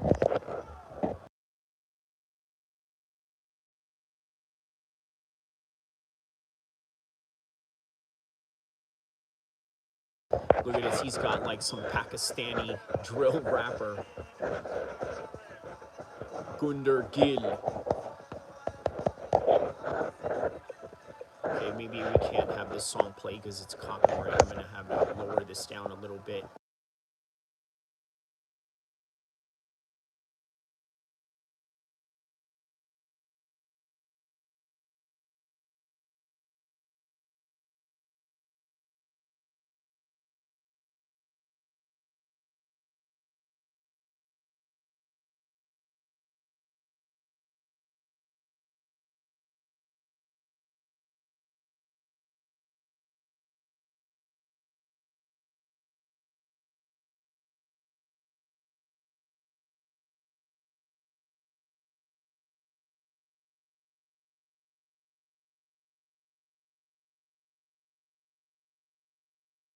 Baji!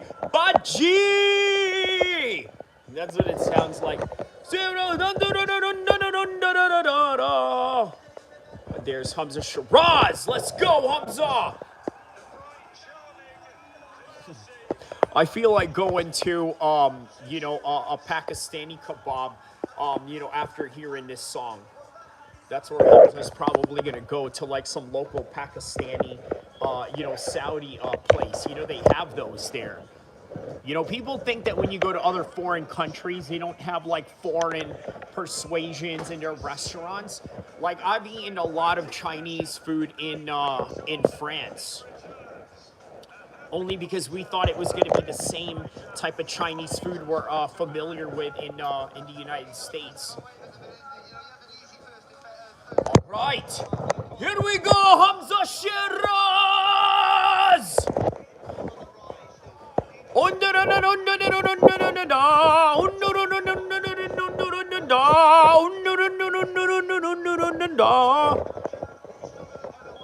Here we go, man.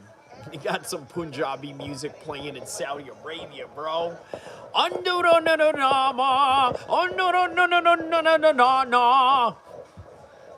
Heck yeah, man. Let's go. Mr. Hamzah Sheeraz. Here we go, man. Let's go, Hamzah.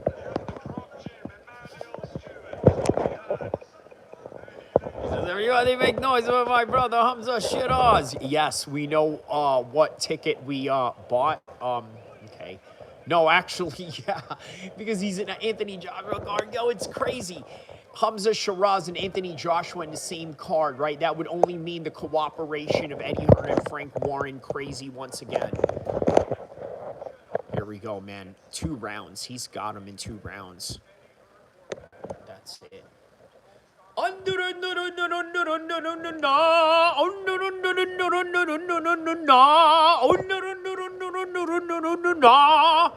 can't get that song out of my head now. Nah.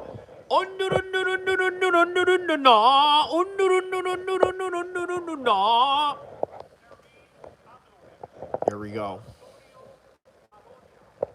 Antonio Maronia. They're naming out all the judges.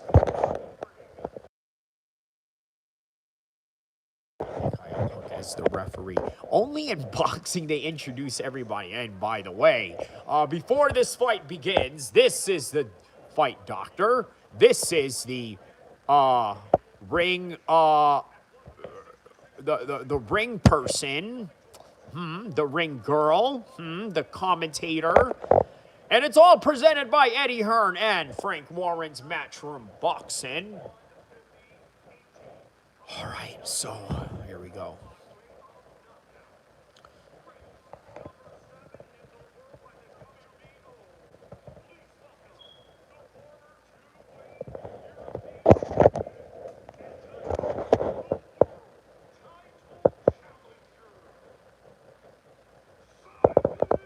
Simeon! It's not Simon. It's not Simon. It's Simeon. You have to say it like a French, like Simeon. Not Simon. It's Simeon. You got to say it like a Chad. Simeon, not Simon.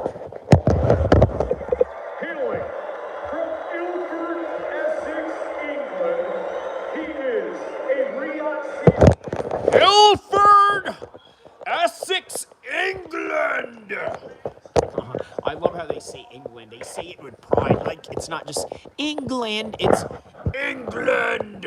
They don't say it like England. England. They say it with pride, like England from Salford, Essex, England. All right, let's go Hamzah Sheeraz. Hamzah Sheeraz. All right, here we go. Boy, they got some Pakistani dudes in the front row that they like feature. Like, oh, look, this is Pakistani dudes that are here for Hamzah. All right, here we go, guys. Round number 1. He's going to hurt him early. Watch. I'm telling you, he's going to hurt him very early on. I remember telling this to Zane on his community post. I'll show you guys, well, not right now, but maybe if the fight ends early, I will. Hoover. Oh, more fights than... Yeah, that's right. He does have more fights. All right, let's see. Yeah, it is a tall order for Simon. I told you guys, it's a different level. He's going to feel the punches of Hamzah Sheeraz straight away. Yeah, he's got a little bit of some Tommy Hearns colors going on. Does Hamzah Sheeraz, huh? A little bit of like those yellow shorts,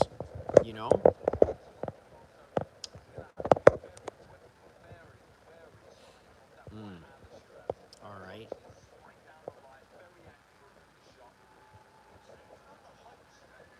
Okay, yeah, very disciplined approach by Hamzah Sheeraz so far, I would say.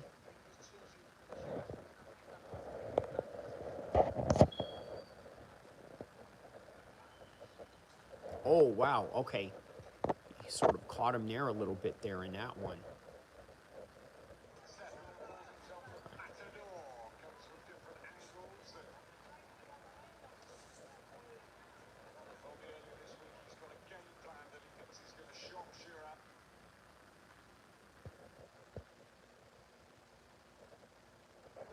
He said that he's got a game plan that's going to shock Sheeraz. I wonder what he means by that.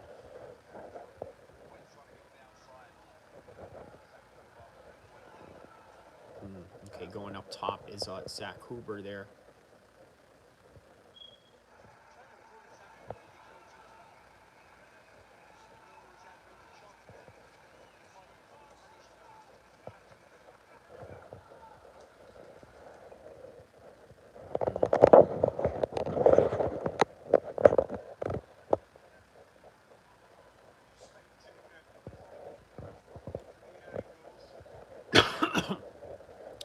Yeah, good feints by the German guy so far.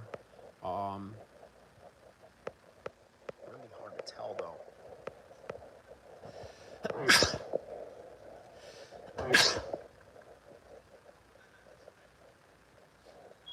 Okay, a bit of a sting there from that straight shot from Hamzah.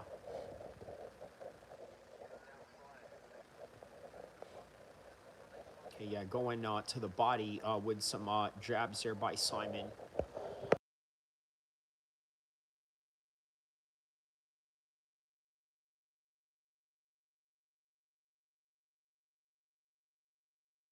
All right, yeah, decent jabs by Simon so far.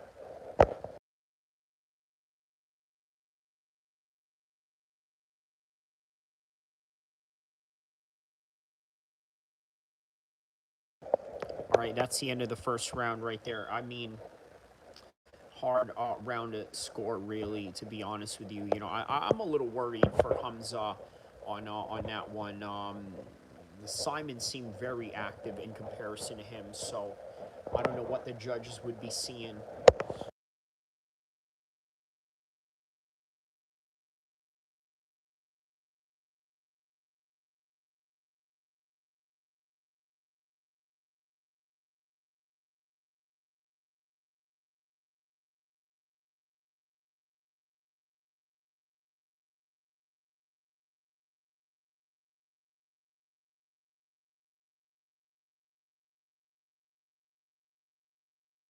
All right, round number 2 coming up between Hamzah and Simon.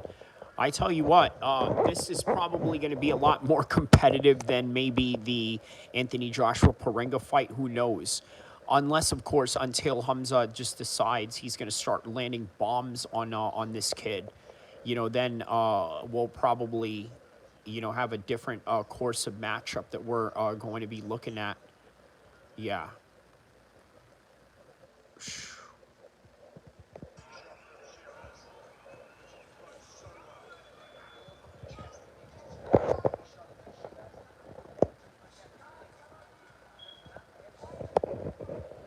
Okay, there's some straight shots right there by Hamzah so far.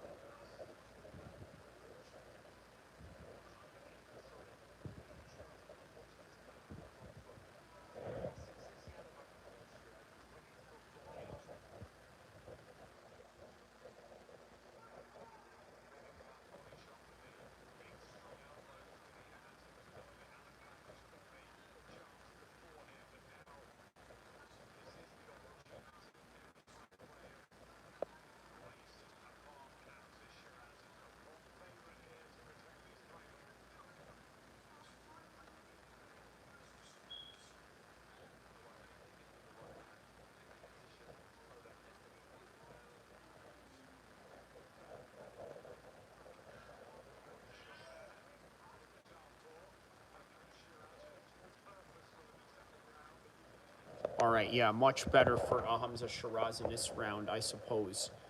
You know, but you know how it is, man. You know, a lot of the high-level boxers are slow starters. You ever notice that? Canelo is that same way. Floyd is that same way. They know how to kind of start it slow and then just develop their way into the fight as time goes on. And it kind of makes sense considering that those fights are, you know, 12-round fights, long haul type of long distance type of fights. So,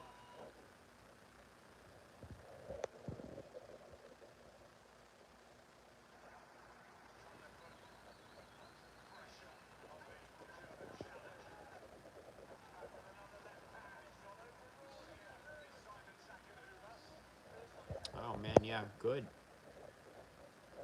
Good shots being thrown here in this round.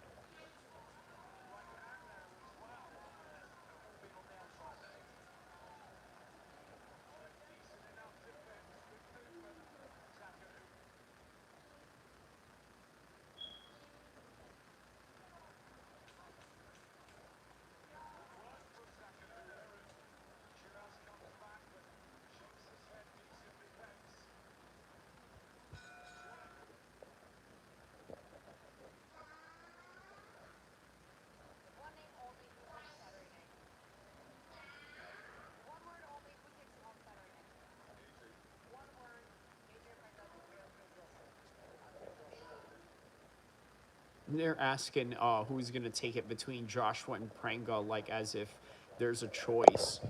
That's like asking, hey, he's going to win between the Republicans and Democrats or the other. And you know that it's never the other. Ever. It is never the other.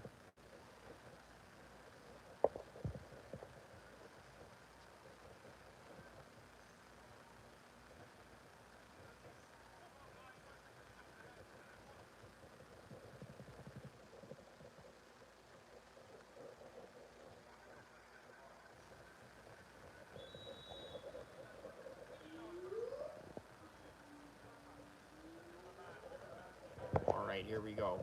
Next round. He's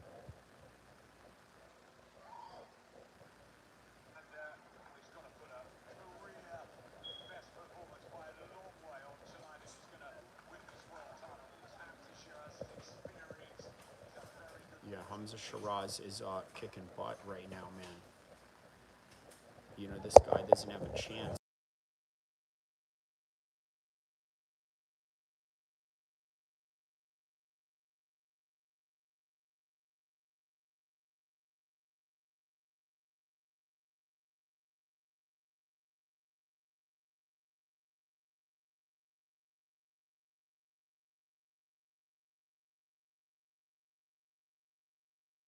All right, so Hamzah is up according to Carl's card. I mean, yeah.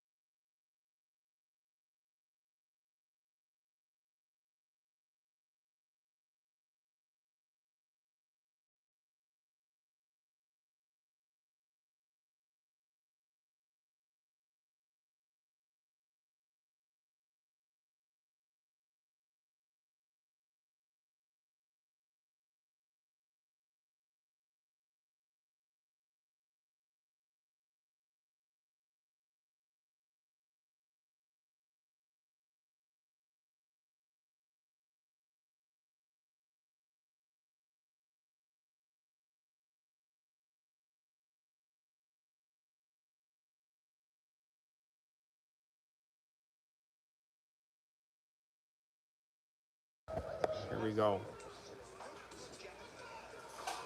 Better reception this time.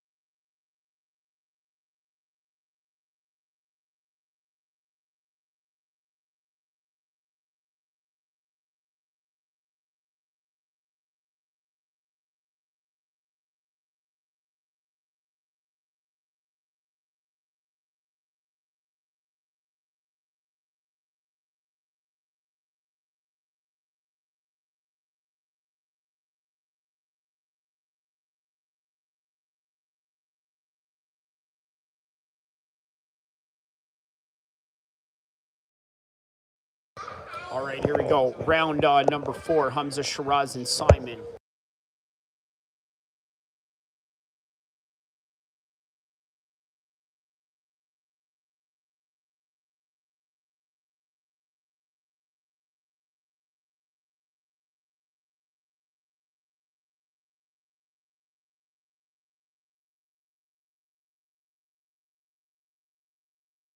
All right, good jab by Hamzah here. Keeping Simon at a good distance right here.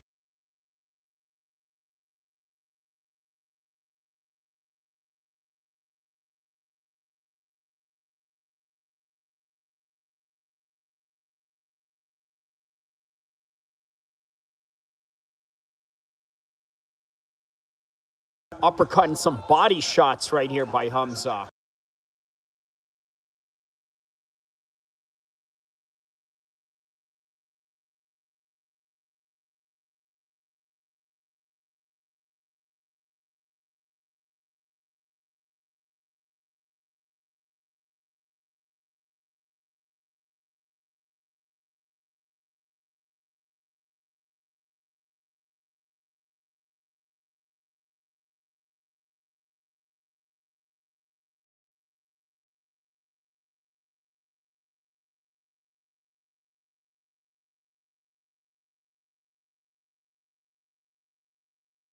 Wow, man, you know, Simon's not doing too bad here.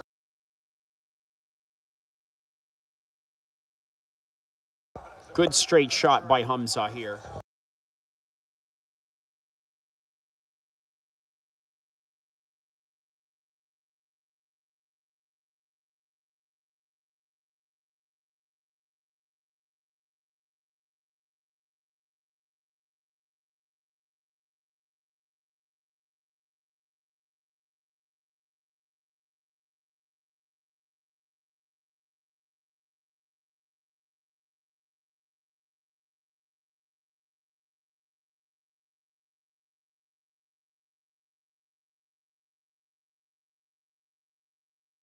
Good straight shot by Hamzah here. 26 seconds left in the fourth round.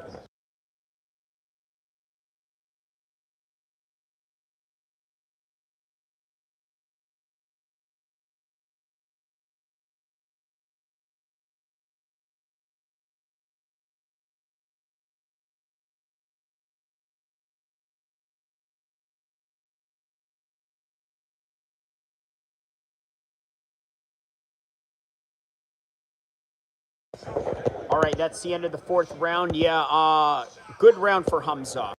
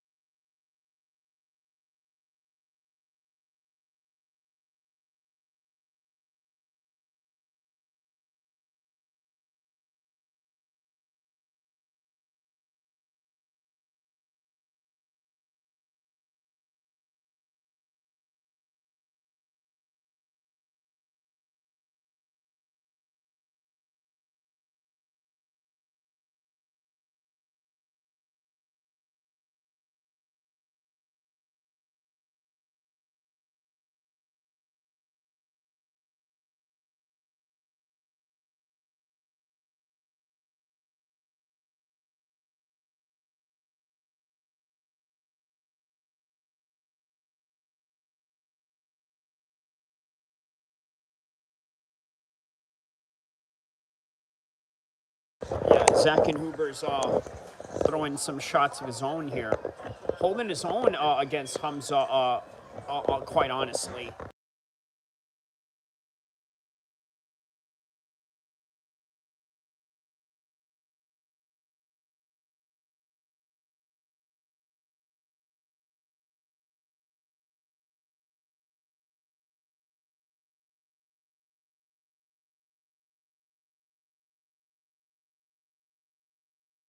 Here comes a Sheeraz throwing some straight shots at Simon Huber here.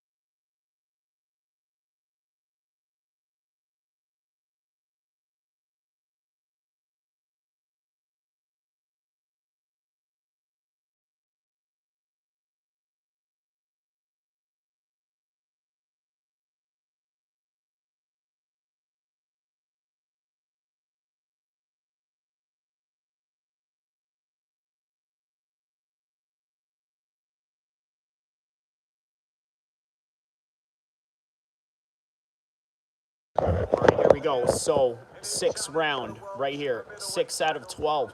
Honestly, this kid is lasting a lot longer than what I would have expected. I thought he would have been gone out of here already, like maybe in the, I don't know, maybe like round number 4 at least. Even less than that I predicted, but here he is, ongoing.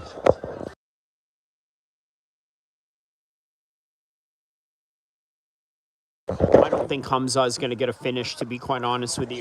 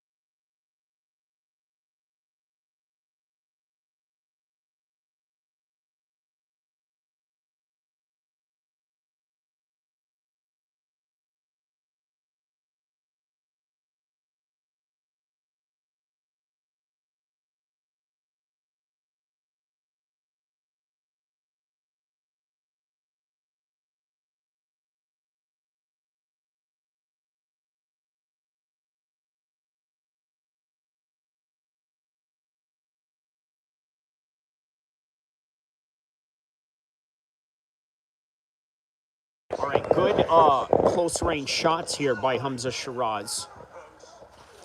Really good close range shots.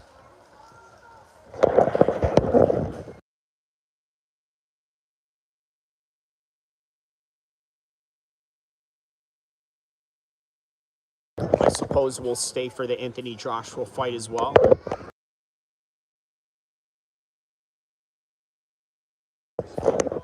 Hamzah Sheeraz walking him down, daring him to walk in to him. Oh, there's a good body shot right there by Hamzah.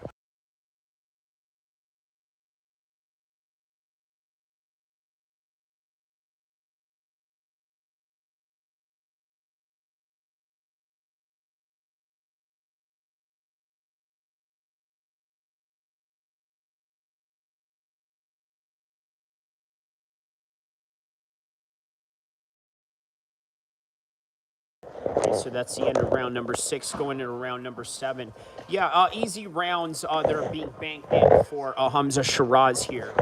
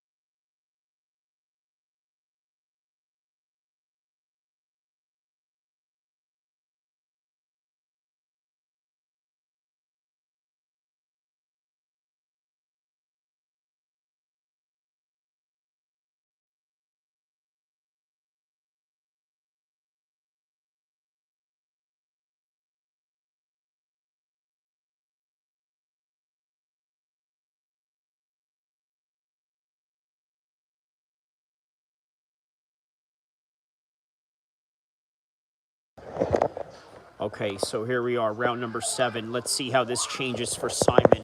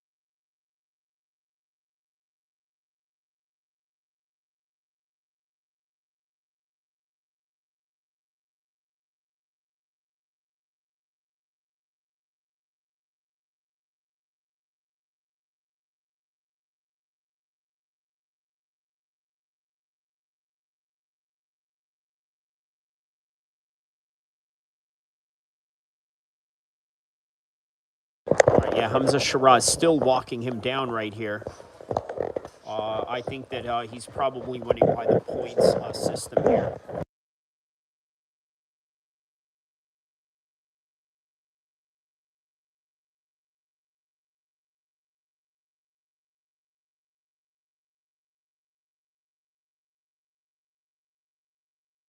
All right, so here's some, okay, good body shots right there by Hamzah.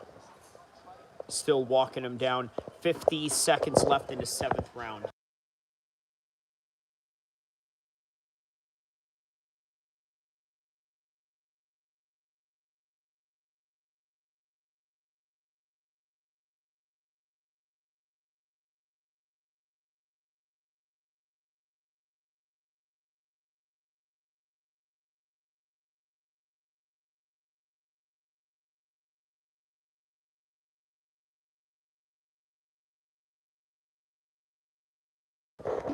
All right, 17 seconds left in the 7th round here.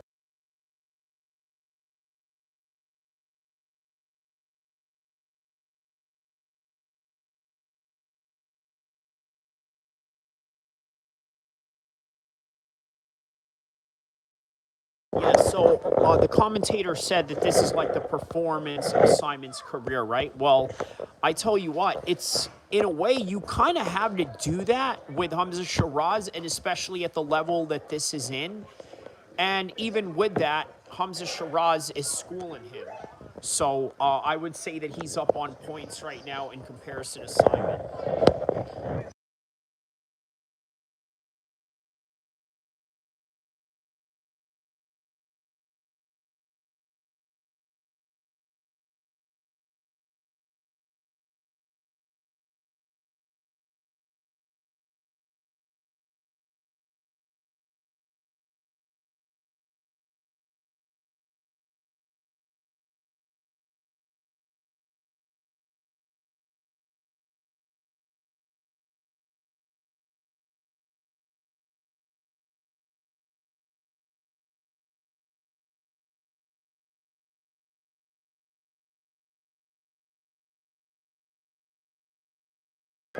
All right, here we go, round number 8.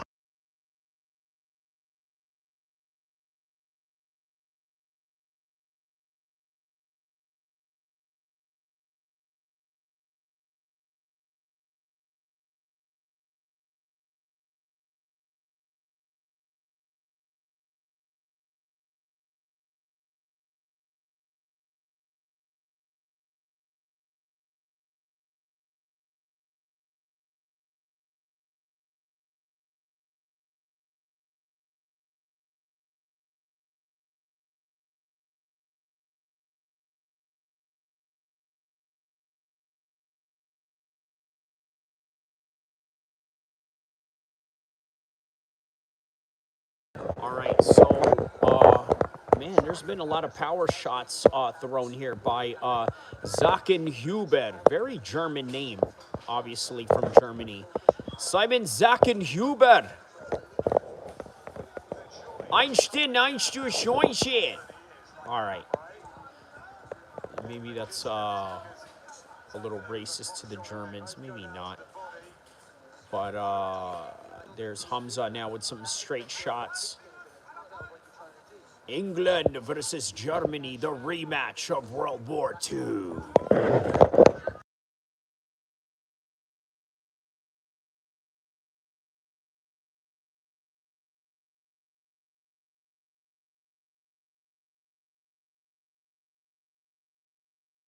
All right, and 1 minute left into the 8th round right now. And next will be Anthony Joshua.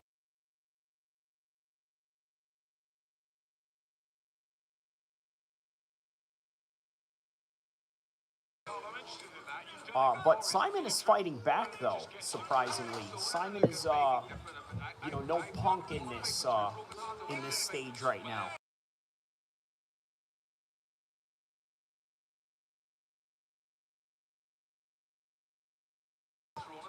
All right, so circling around is Simon doing a good job with some jabs. Hamzah Sheeraz coming back. Very Tommy Hearns-like looking shorts he has going on here. I mean, being compared to Tommy Hearns maybe is the reason why they gave him those type of shorts. You know, the long, very powerful frame type of fighter that he is.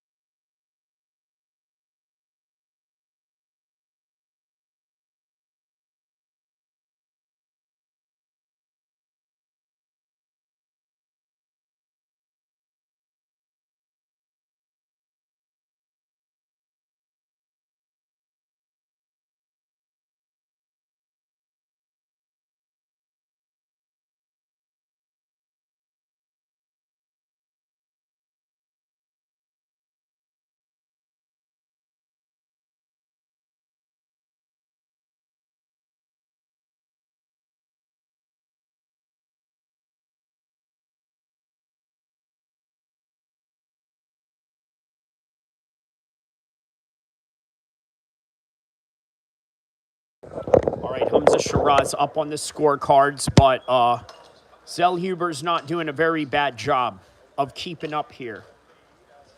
But like as I told you, Hamzah Sheeraz is on a whole completely different world level in boxing, and it is showing right here.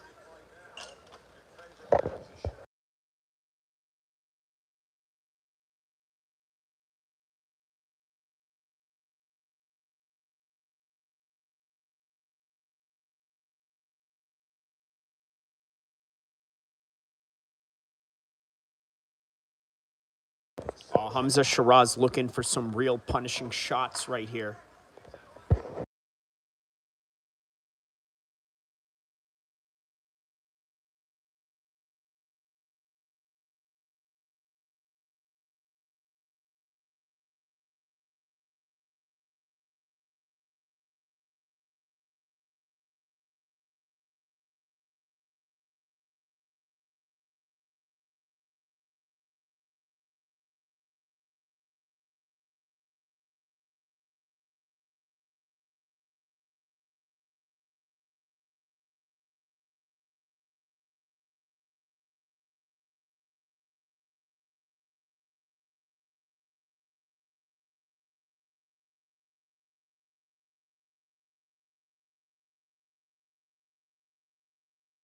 And still, Hamzah Sheeraz constantly walking him down this whole entire fight. That's been the whole entire story, is just him walking him down a little bit more faster than him, even though Simon really did put up an effort into throwing a whole lot of body shots, a whole lot of power shots as well.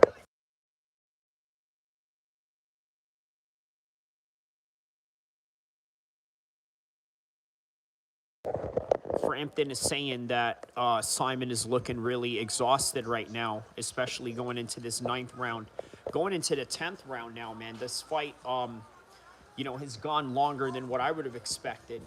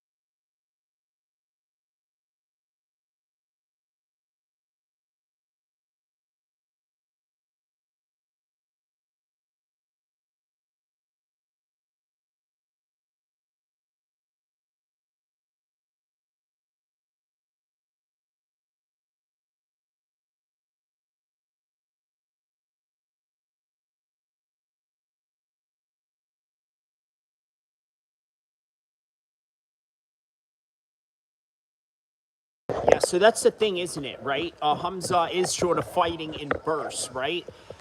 He's not going in a combination of bursts, from one combination to another, not moving in a very high sense of urgency, but more in a sense of, all right, I'm going to explode here, wait for a bit, and then come back, explode a bit, like that.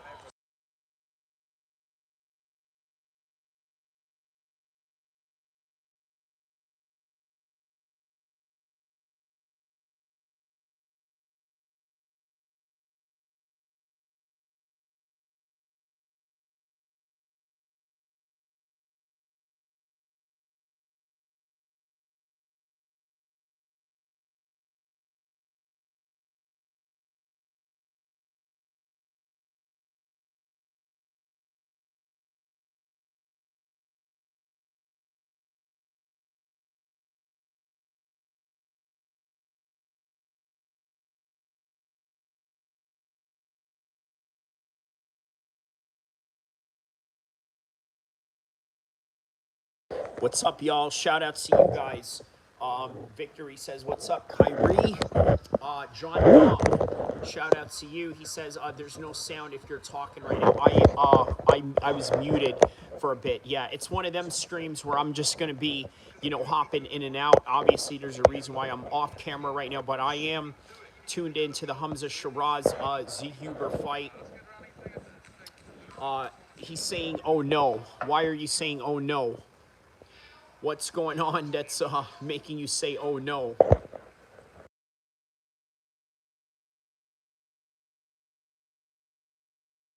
All right, that's the end of the 10th round right now. Hamzah Sheeraz winning this fight with ease, guys. Ease. Oh, he said he meant to say never mind. Gotcha. Okay. How did you guys like the Abu Dhabi fights? Hey, Victory, what did I tell you about the Abu Dhabi fights, right? It delivered, man. I said that, hey, you know what? This fight is being slept on. And that's exactly what it was, man. A whole lot of highlights off of that card. A whole lot of highlights that you guys are probably seeing on the internet right now if you guys haven't seen any of it. SMD, shout out to you, my man. He says, I'm the same person from before. Yeah, I remember you, my man. Glad to see you back.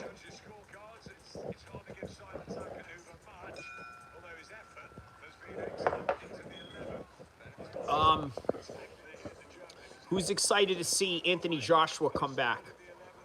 Pretty quickly, but Hamzah Sheeraz. Yeah, who's excited to see Anthony Joshua come back? That's the next fight that we're going to be streaming. I would say, and delivering a good right hand. All right, round number 11, Hamzah Sheeraz. A little bit of an off night for him, but, a win is a win nonetheless.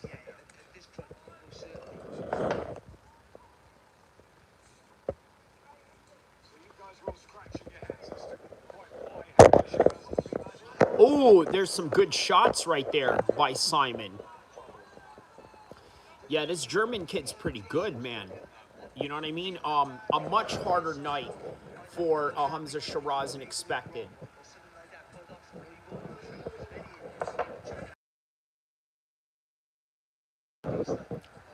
What was your favorite fight of Abu Dhabi tonight, guys? And by the way, how is Ankalaev and Carlos Ulberg looking for a future matchup for the title?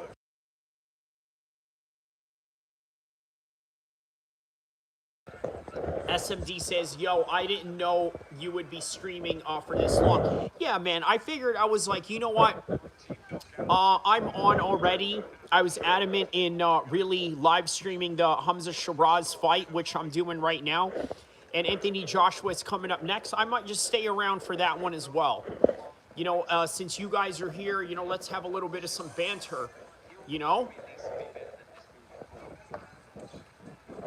Man, Hamzah Sheeraz is going to be heavily criticized for this one. Just like Tyson Fury is going to be heavily criticized for his performance in Thailand.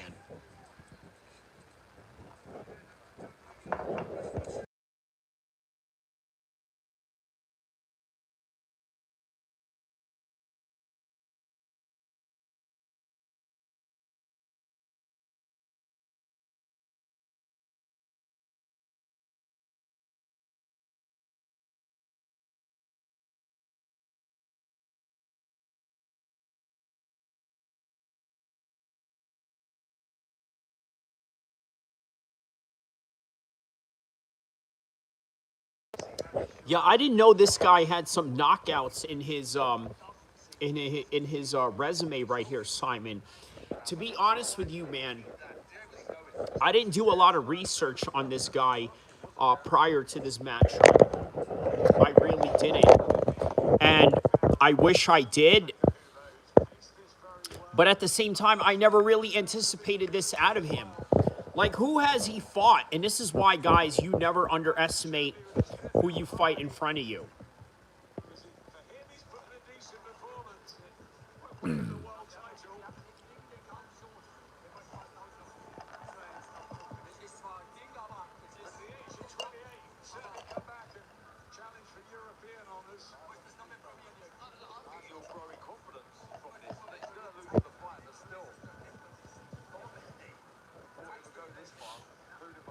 All right, man. So they're in the 12th round right now.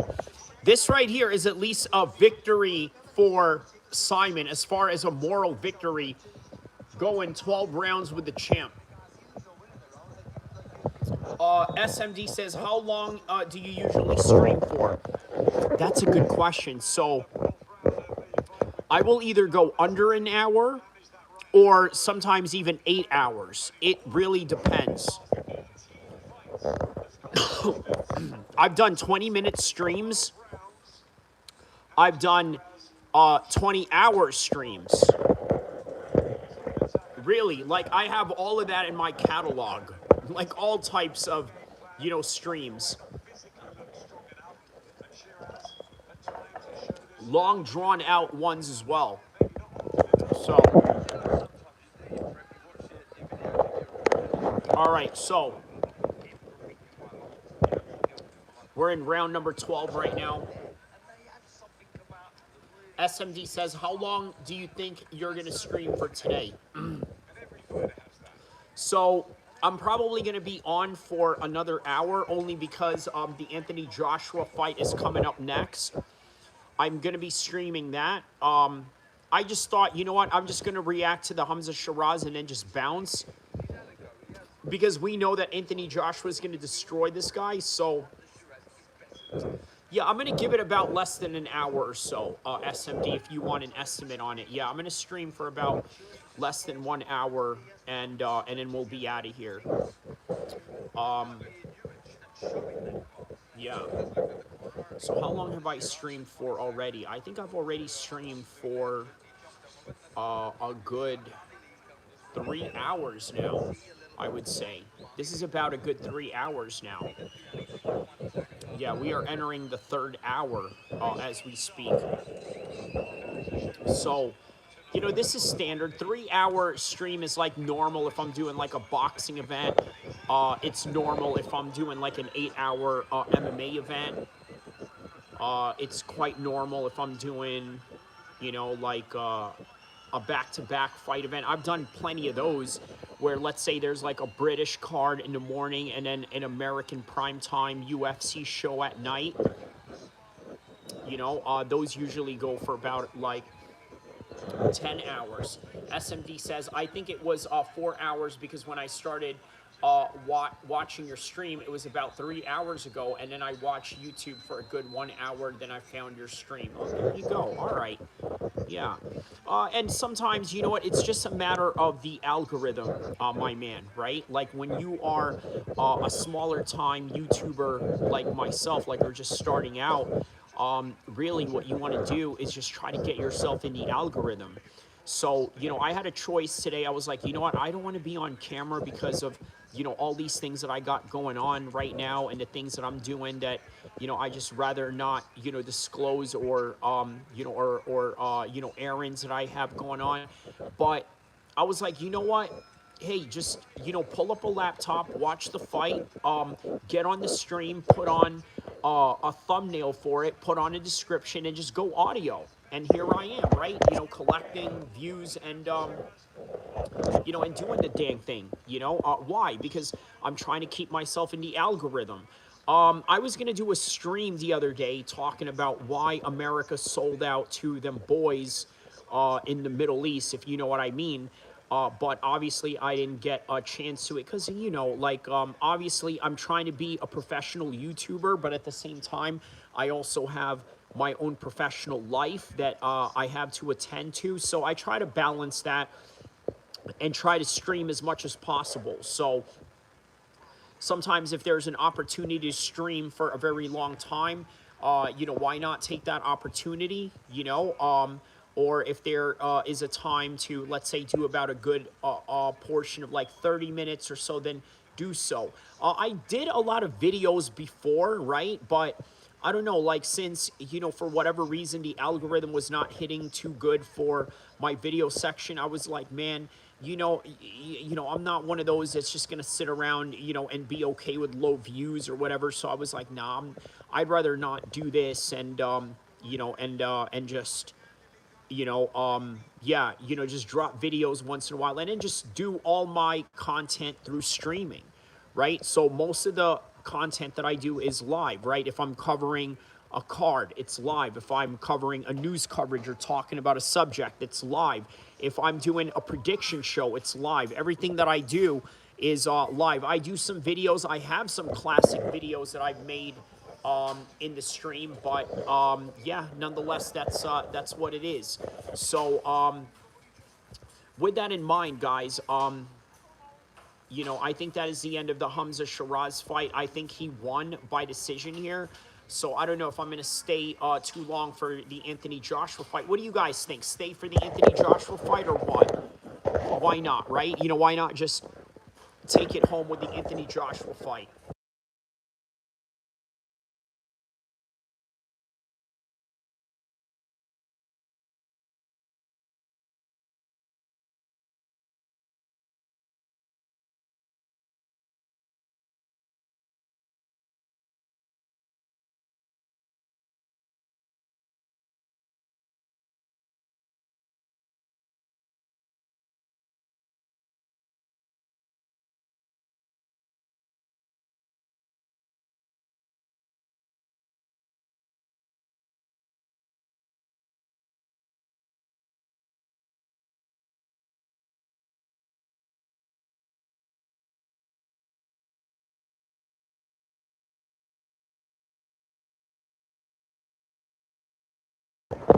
All right, so there it is, man. There's Hamzah Sheeraz. Oh, Victory says, "Have a good day." Oh no, not done, not done yet, man. I'm staying for the Anthony Joshua fight. I figured, hey, look, if we see Anthony Joshua get knocked out, I could react to it with you guys. If we see Anthony Joshua knock somebody out, then I could be with you guys, right? Either way, I'm gonna ride this card off. I got the goal that I was looking for in this stream as far as you know, goals and you know, and the views that I wanted to get out of it. I might as well just stay, you know, a little bit longer and finish it off with the Anthony Joshua card. So what do you guys think? Excited for the Anthony Joshua card, or is this just really what it is? Like, we're brought here to see him beat this guy up because he wants to, you know, he wants to prepare for Tyson Fury. Sean Moody asked, did he fight yet? No, he didn't. He is about to fight in a second.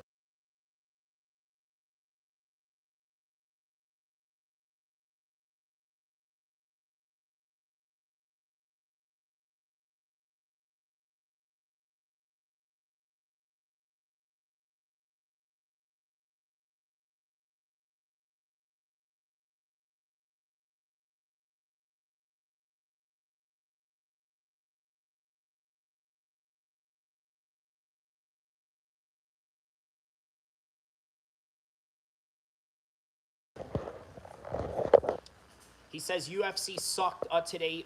You end the stream. Yeah, that's why. You know what? I woke up late. I missed the earlier fights. To be quite honest with you, yeah, I missed the earlier fights. I did watch it briefly, but yeah, yeah. So let's hear what Hamzah Sheeraz had to say here.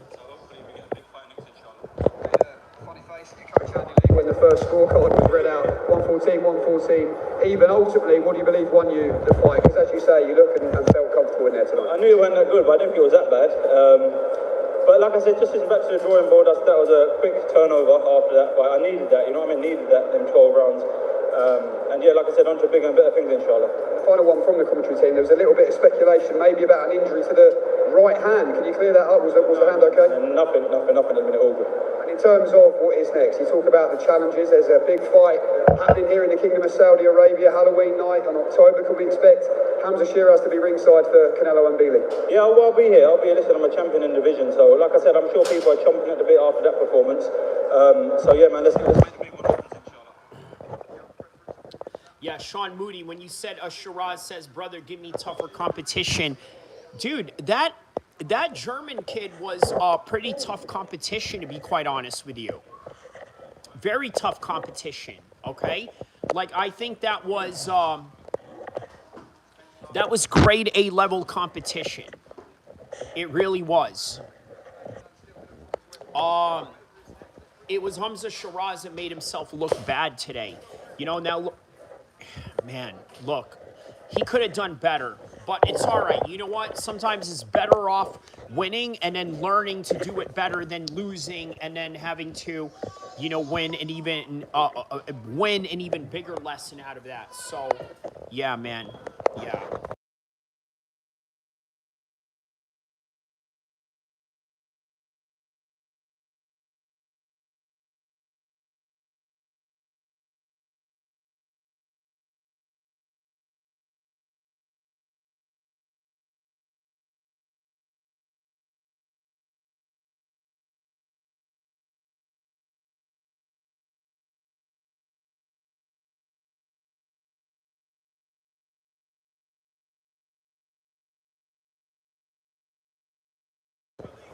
Stay tuned, guys. Stay tuned. We will be here for the Anthony Joshua fight. Stay tuned.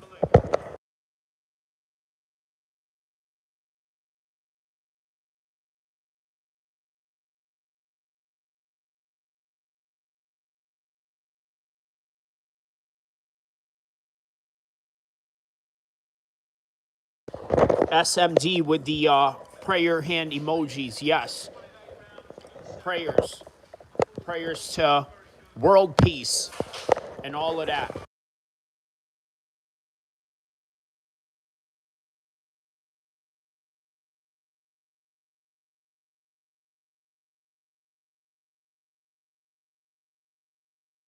All right, so they're asking about Tyson Fury. Are they going to see that Tyson Fury fight? We are going to find out.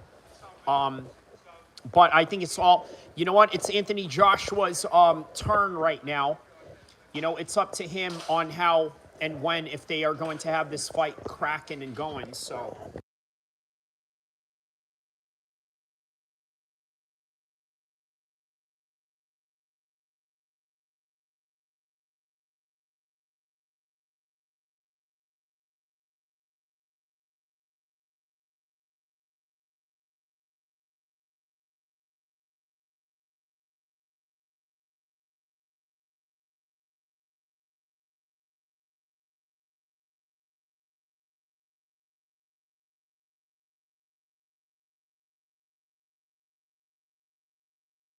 The fight should be on in 10 minutes. The countdown for that fight, they said, is in 10 minutes of that. So, yeah, we'll wait on from here.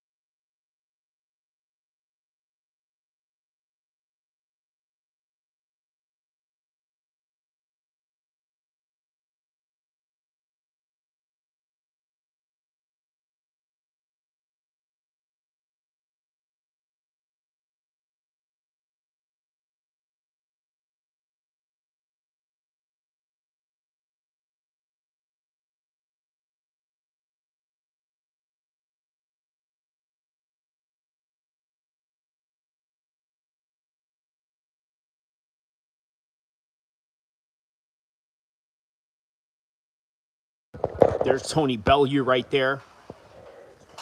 He's like, mate, I'm so glad that I'm hosting this for Eddie Hearn and Matchroom Boxing. Eddie Hearn and Matchroom Boxing have been so good to me, lad.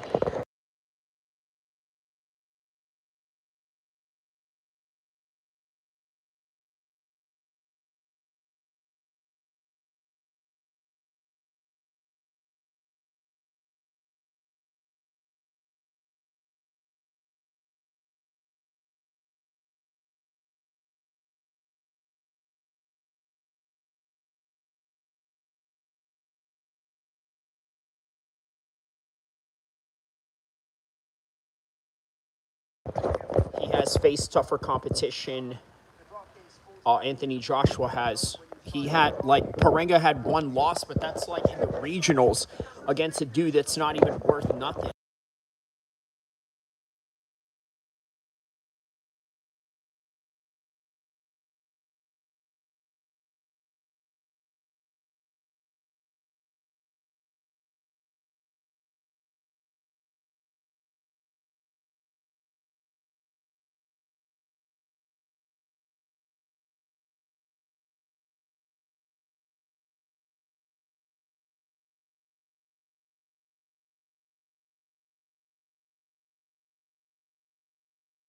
Oh, yeah, that show Fightland with 50 Cent, that is hard, bro. About a boxing promotion that's dealing with, like, organized crime in England. Like, that is hard, bro. That is hard.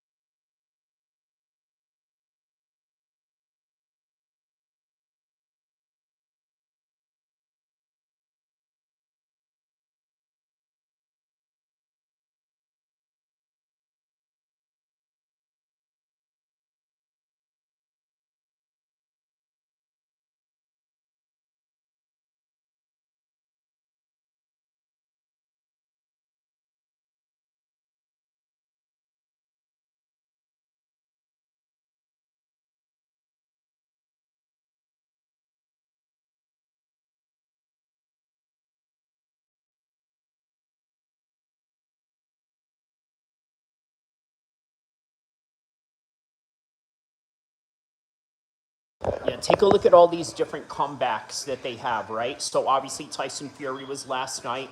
Errol Spence is today. And then who else? Who else made a comeback today? Ankalaev. Yeah, today was sort of like the weekend of comebacks.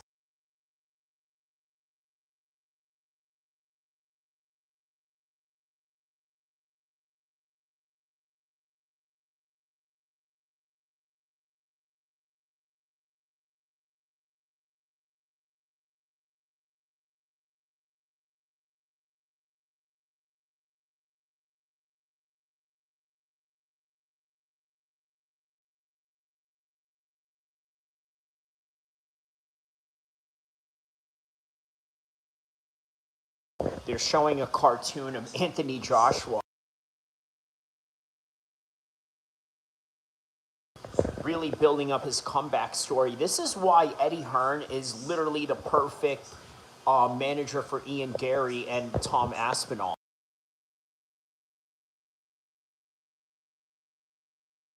They're showing a cartoon of him during his ABA days.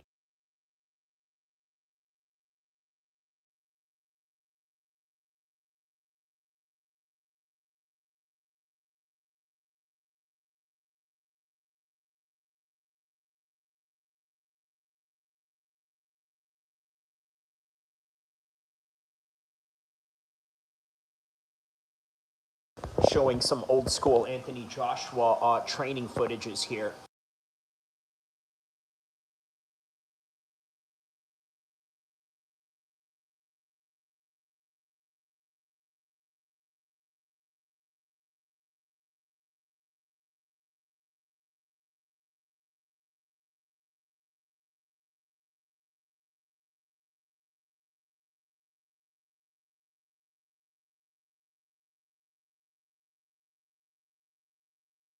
There's Tony Bellew again, lad.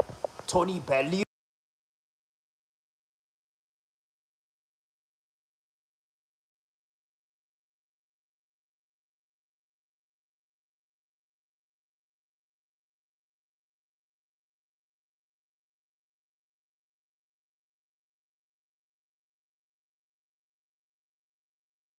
I'm going to say about a first round devastation from Anthony Joshua.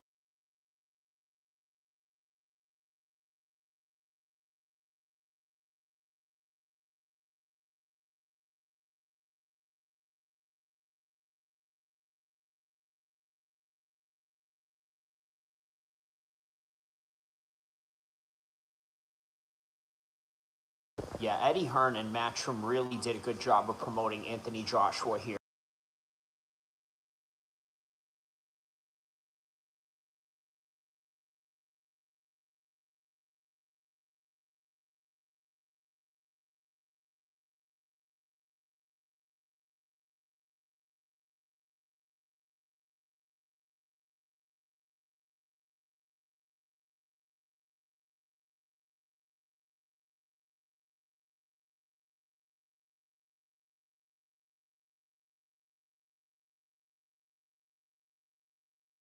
What's going on, SMD? Excited for this Anthony Joshua comeback or what?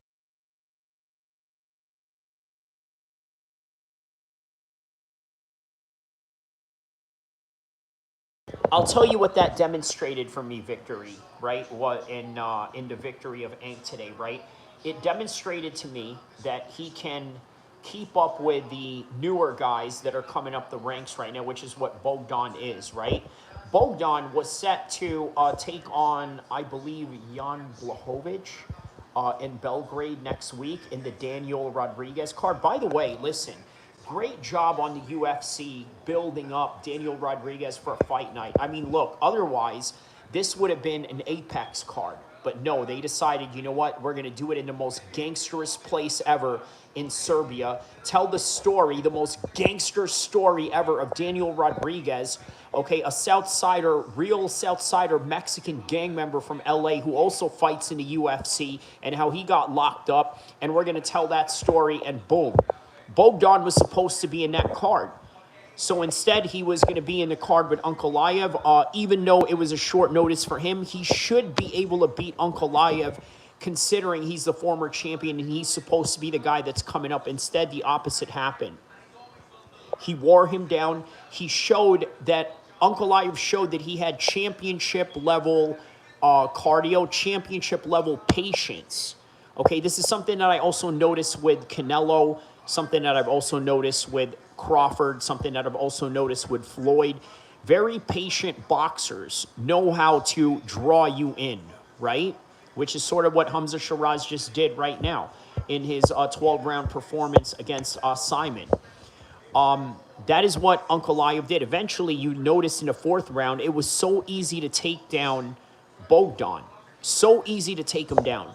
As soon as it was so easy to take him down, next thing you know, I knew that from that moment on, he had the cardio advantage. He was the guy that expended the right amount of energy up until that point. And I think that brands himself a championship level fighter. Now, who was the last guy that he lost? Obviously to a guy that he has 1-1 against. No shame in that. You could argue that he had an injury when that fight happened. You could argue Alex Pereira had an injury when their first loss happened against him. But nonetheless, there's Carlos Ulberg on top. Very marketable champion, right? The guy looks like me. No wonder he's marketable, for crying out loud, okay? But that is a championship fight that you need to make happen right there. Carlos Ulberg has proven himself to be a champion. Hasn't defended the title yet, but has proven to be a worthy champion with the type of performance and the type of tenacity that he had to put on. So there you go. Victory says, how did John do? I missed it. He went to a 3-round decision. Look, they brought in this Polish kid who was also undefeated. It was a very tough fight. So Victory says, I think Act looked pretty good, fast, mixed up the strikes well. I like the stance switching. Yes, that's also another thing that I liked, right? A lot of these Terrence Crawford style stance switches that he had going on. All right, guys, we're on to the main event right now. Stay tuned.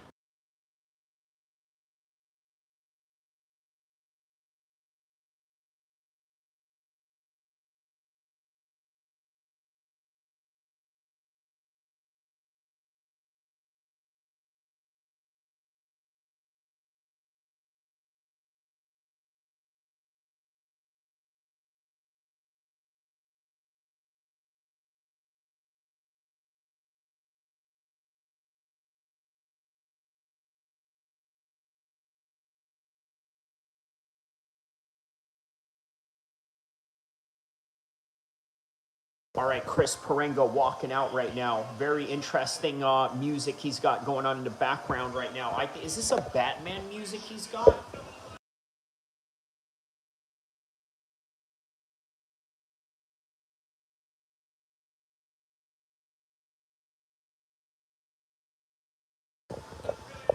He kind of looks like the Assassin's Creed, the way that he wears his hoodie and all that.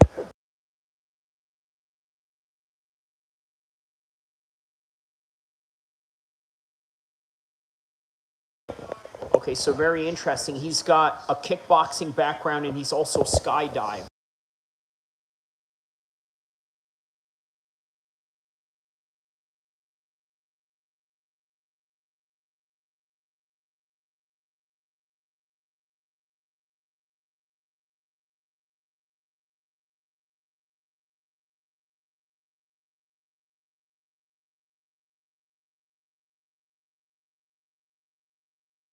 Yeah, really big dude, the way that he just kind of walked over those ropes like that.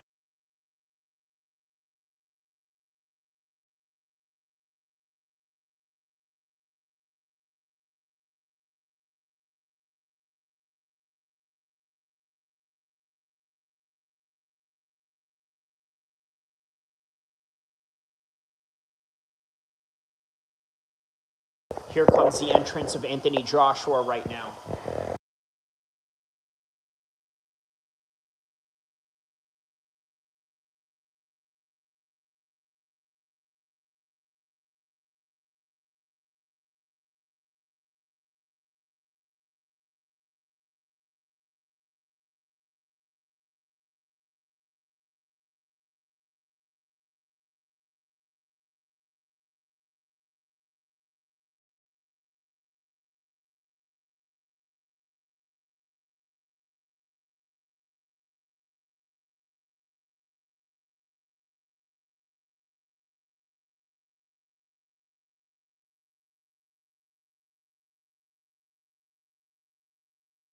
Wow, very epic video that they're showing of Anthony Joshua right now.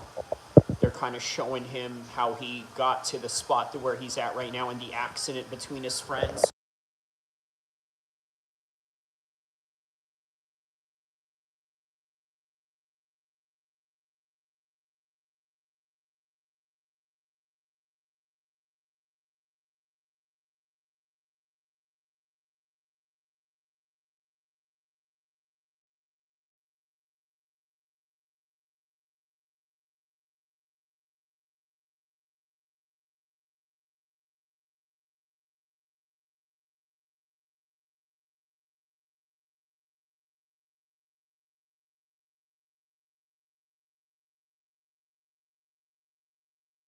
All right, guys, Anthony Joshua is coming out right now. He's got a little bit of some, this looks like some Arabic music he's coming out to.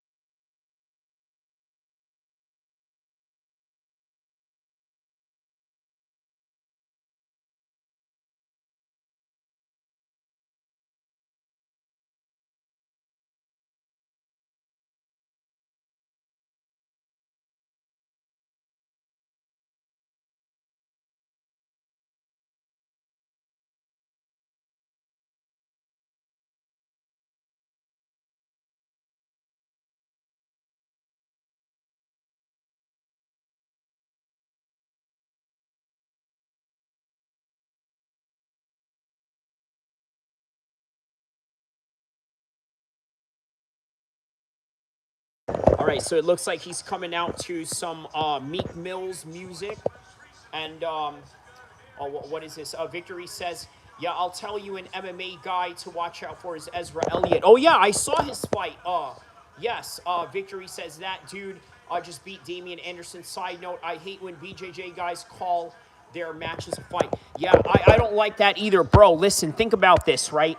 In wrestling, many of us have had over 100 wrestling matches, right? If you've gone through high school, middle school, and even college, you know, now you're going into like, you know, the 500 club.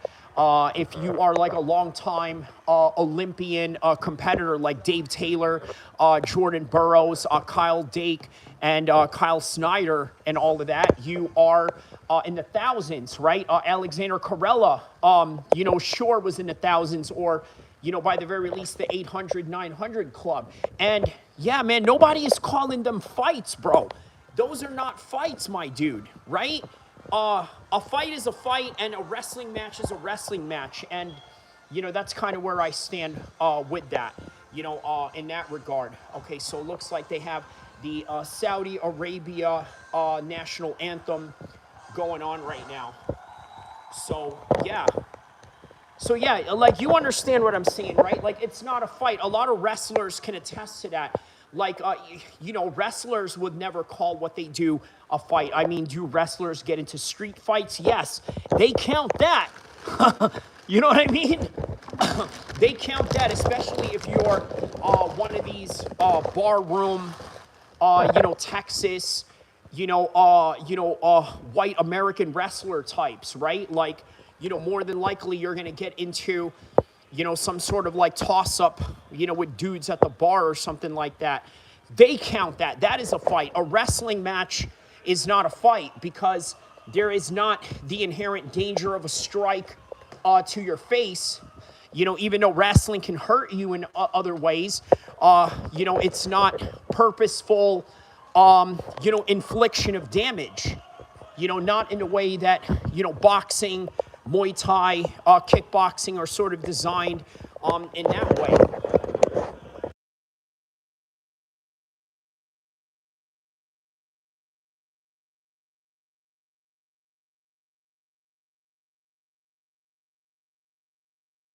So it looks like they have the Albanian national anthem right before they had the Saudi national anthem going on right now. All right. So it looks like For the United Kingdom. Victory says, I really hate BJJ competitors these days. Do you think boxing is a fight? Yes, boxing is a fight. Definitely more than any kind of grappling. Yes, that's what it is. That's what it is, yeah. Boxing is definitely a fight, dude, because you're taking, you know, serious inherent damage. So, it's really natural.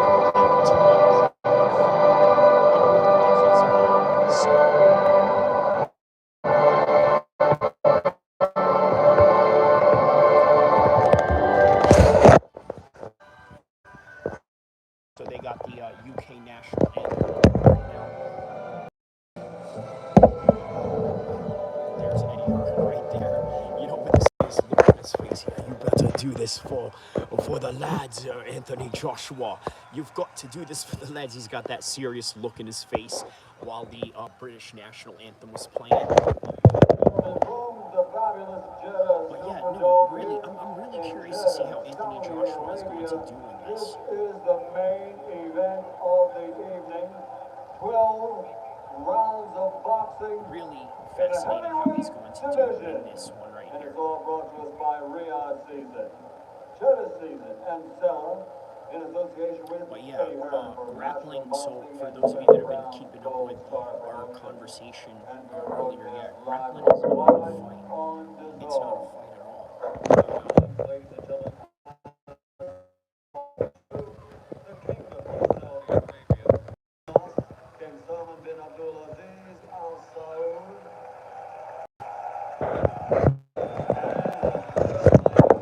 Crown Prince Mohammed bin Salman. This contest is sanctioned by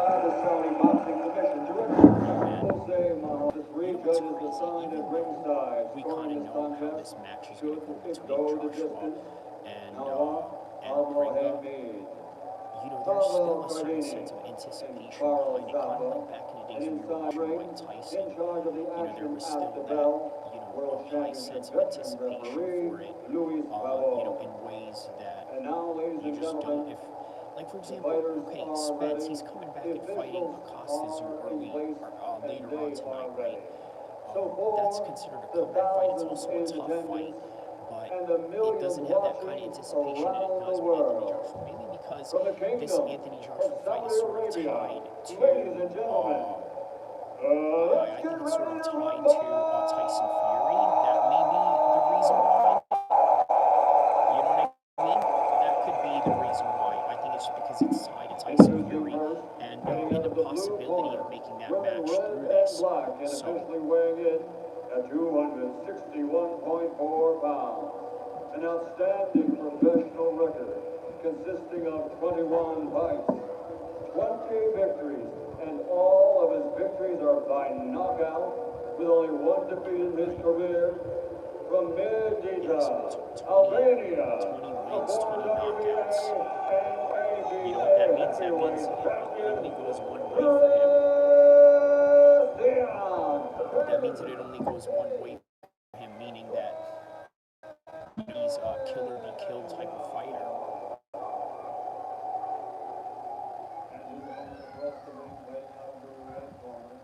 Wearing military camo and official weight, 251 pounds. Contesting Olympic gold, he now has a professional record standing at 29 victories. 26 of those 29 victories by knockout against 4 defeats. Fighting out of London, England, he is the There's Daniel, one of the students of Alexander Usyk cornering Anthony Joshua. Isn't that interesting, right? Daniel Lockman used to spar Usyk to emulate Joshua because he had the height of Anthony Joshua. Right now, he is in the corner of Anthony Joshua. Obviously, Usyk can't be in the corner as a coach. He's there in the stands, suit and all, in the front row seats. Yeah, Joshua's watch. This is going to be an easy one for Joshua. Easy night at the office. Let's see. The comeback, the continuation, AJ told me this week.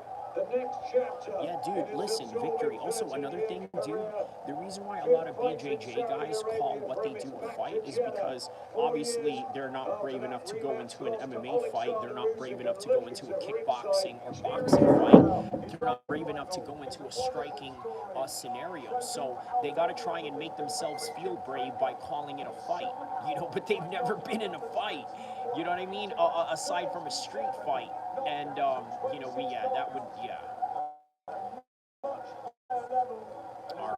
And first that Anthony Joshua threw, he's already rocking him right there. And, oh, can you believe this? I can't believe it. Anthony Joshua just got knocked down by Prenga. I can't believe this. Yo, 30 seconds into it, he's already knocked down. Can you believe this? This is insane. Prenga, I can't believe it, man. I can't believe it. He got rocked by Prenga very early on, and he's getting an uppercut. I can't believe this, man. Anthony Joshua has to clinch him up. Are you guys watching this? Anthony Joshua got knocked down. No wonder I should have stayed, man. I'm glad I stayed for this. I was about to literally cut off the stream, and here it is, man. Oh, no, Joshua is rocked. Oh my God. It's Andy Ruiz all over again. No way. Dude, I can't believe this. This dude who... Oh, guys, are you watching this? Anthony Joshua is about to get finished. He's smiling. But, dude, you're about to get finished. Oh, my goodness, man. Eddie Hearn looks concerned, bro. Eddie Hearn looks concerned.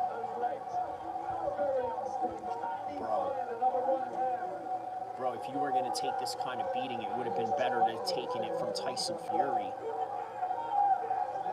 Even with a loss like this, are they going to... Oh, dude, this... Oh, wow. He just threw Anthony Joshua like he was nothing, bro. There's something going on with Anthony Joshua's ankle, bro.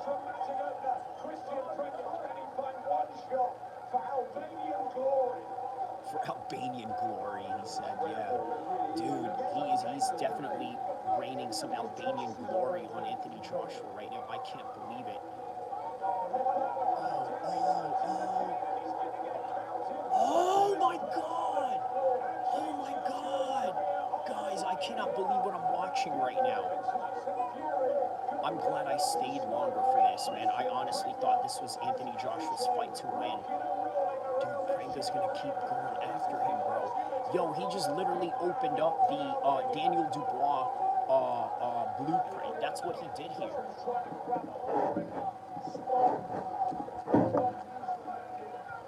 Oh man, there's Anthony Joshua, man. I can't believe it. Oh, and he's trying to slug with him. Oh, dude. Man, you guys left the chat, at a very bad time, man. Anthony Joshua is getting slept, and you guys slept on it. You absolutely slept on this, guys. This is out of nowhere. Look at this, that uppercut, and that's the same uppercut that he hit Vladimir Klitschko with.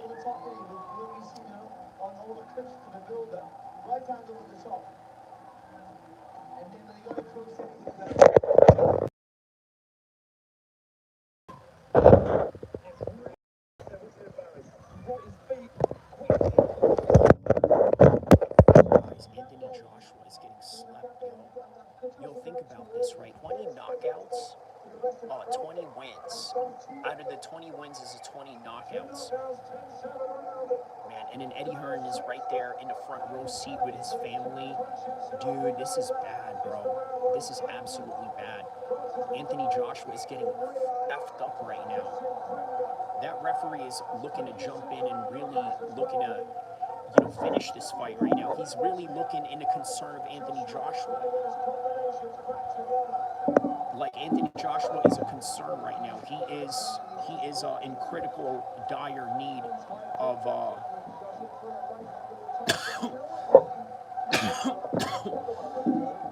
he is in dire need of examination, at least by the referee, to see if he's okay, because he took some hard shots there.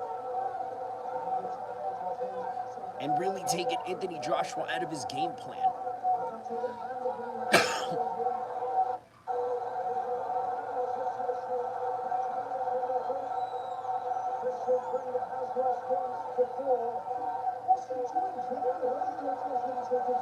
Oh, wow. Okay, Anthony Joshua's coming back now. Okay.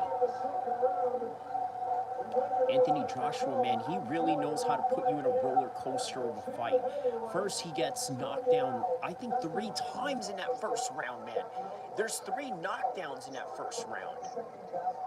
Okay, and then he's still here. He's doing pretty good thus far against Prenga here.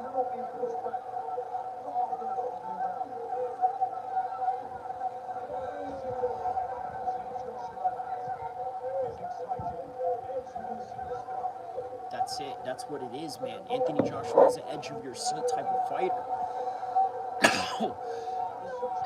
Just when you think he's losing, he comes back. But I guarantee you, Prenga is at a point of the fight right now where even if he loses this, they're going to give him more opportunities later down the road, right? Because, look, he's an exciting fighter. He could literally do this to anybody in the top 10. They're definitely going to have to give him a ranking after this.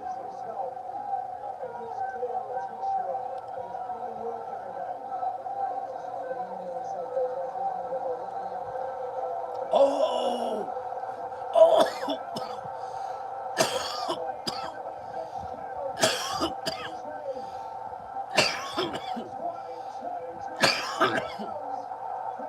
Wow, that's it.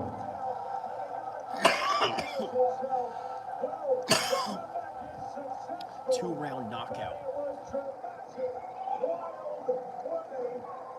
a bit scary to watch. Two rounds of absolute madness. Worked in the opening round. Prenga taking his foot off the gas and let the opportunity slip. Only Anthony Joshua can put you through a fight like that. Finds the target with his own right hand. He's very, very dangerous. Destructive. Even though that wasn't an idea of trying Joshua, there was always a try to get the Can put you. Wow.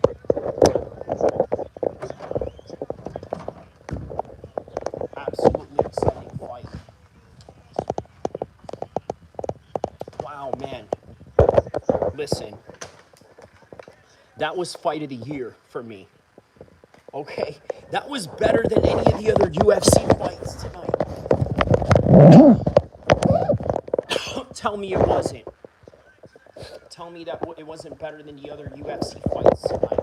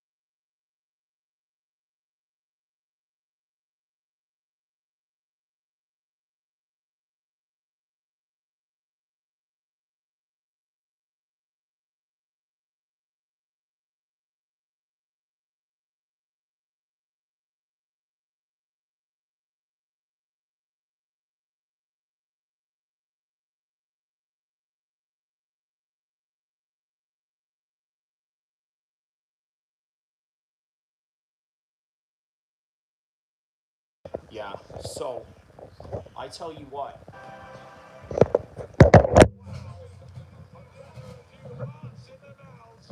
I'm gonna go on camera for a second.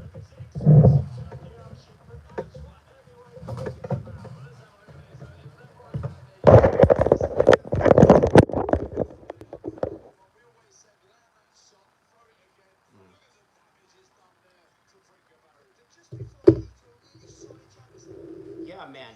Anthony Joshua. Wow. Listen. You can have all the criticisms that you want of Tyson Fury in his fight in Thailand, right? Any criticism you have in that regard is warranted. I tell you what, though, that goes without saying. You gotta do the same thing for Anthony Joshua. Okay, you gotta keep the same energy for AJ. All right? There's no two ways about it. You gotta keep the same energy for AJ. But this means that the Tyson Fury and Anthony Joshua fight is a 50-50 fight. That's what this means to me. Okay? It is a 50-50 fight, and they need to do it right now. They need to do it on the October date of, the 31st. I believe there's a big boxing card going on. I don't know what they're reserving for that.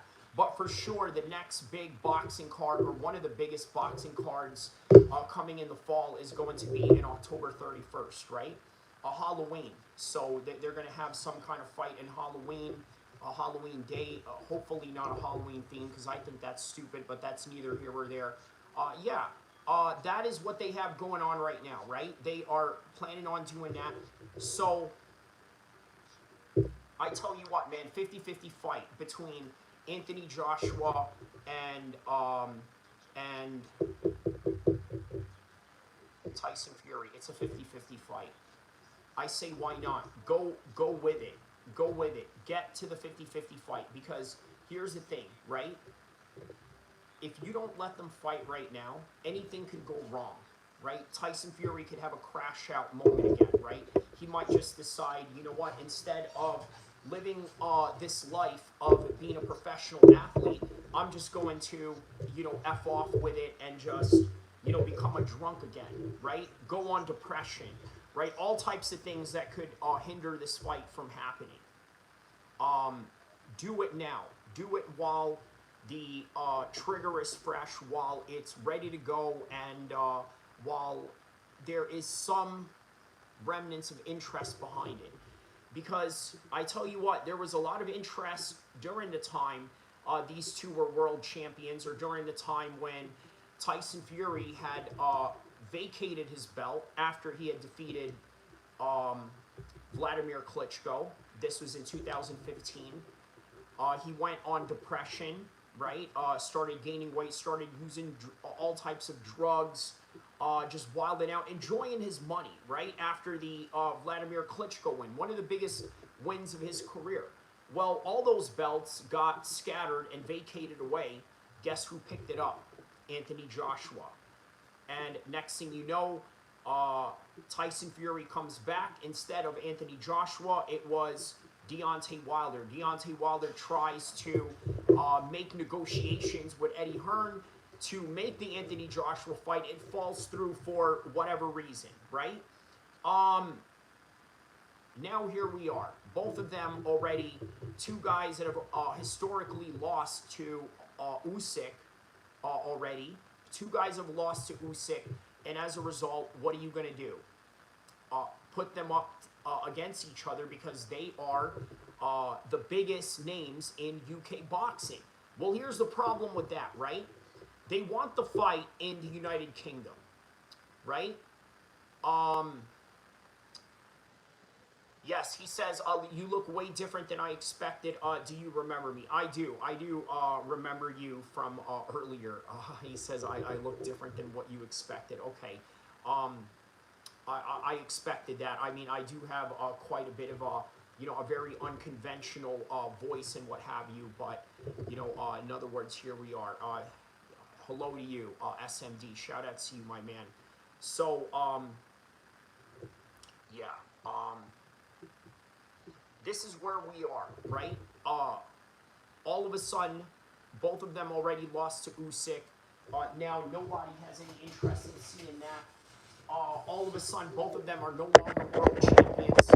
Nobody, he says, I expected you to be way younger from the way that your voice sounds. Okay. Yeah, I suppose, yeah. Yeah. Oh yeah, that's right. This is your first time in this channel, obviously. So it is the first time that you've seen me. Okay, that makes sense. Yeah. All right. So let's see here.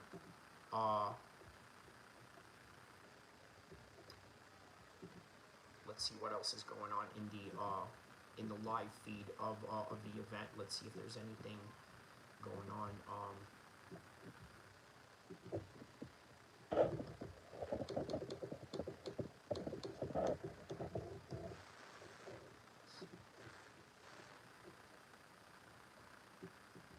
Yeah, how long have I been live streaming this now? 3 hours ago. Okay, so just about 3 hours ago. All right. Okay, so I suppose they're just going over, the recap of the event. Nothing really much going on here. Okay, yeah, there's no need to, I guess kind of go back to that. So, yeah, there it is, guys. That is literally the whole entire event tonight as we know it. I tell you what, look, Anthony Joshua could have easily been slept in that fight. Okay, he could have absolutely been slept in that fight. At the same time, it was him that was doing the sleeping, right? That Daniel Dubois fight could have easily ended up like that, okay? Because Daniel Dubois was in that same type of gunfight with Anthony Joshua. Very similar type of gunfight, right? The back and forth, right? I hit you, you hit me. We're gonna see who hits the hardest, right? That very macho bravado type of, Max Holloway, let's meet in the middle and scrap type of thing.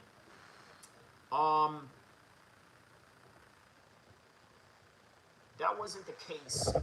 I mean, that was the case here, but it didn't work out for Prenga. It worked out for Anthony Joshua, but on any God-given day, it could have worked out for Prenga, but it just happened to have worked out for Anthony Joshua.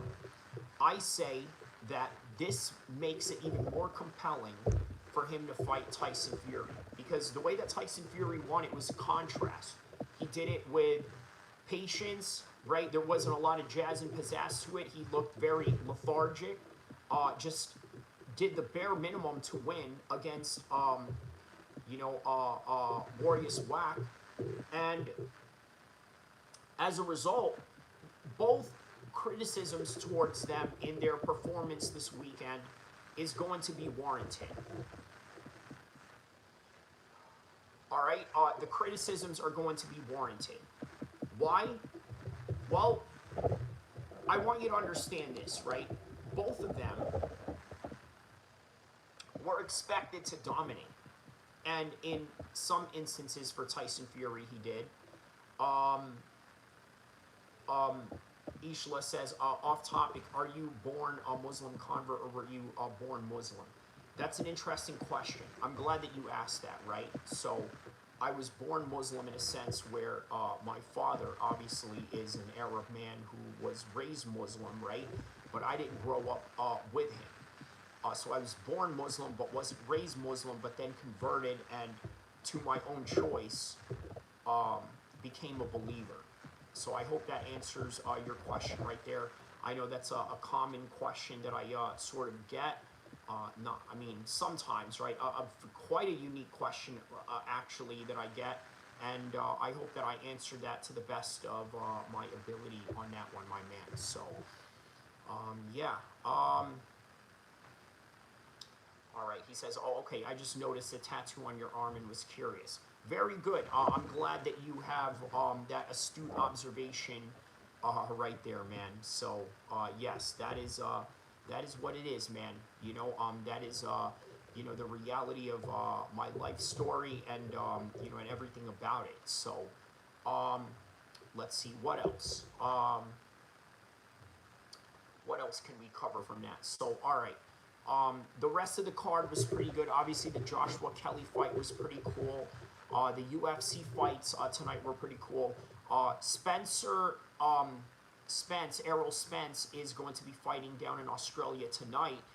That's going to be Sunday morning their time, Saturday prime time US time today. So be on the lookout for that.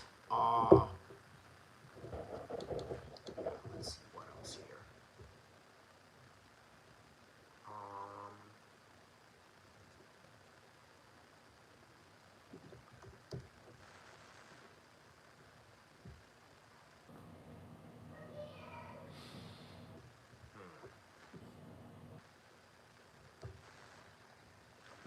Let's see what else we can.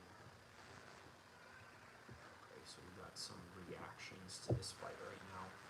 My man Wade Concept, he's he's got some interesting takes on the Anthony Joshua Tyson Fury. We're not performed, but they had such bad fights here. This fight's close again. That's what I'm saying, right? There's an evenness to this fight that I think presents so AJ itself. said what he learned is I can't be stopped. I'm not going to be stopped. I'm not going to be denied. Oh, God. Oh, AJ's like fighting Ade for the mic. Oh, God. He's going to do another,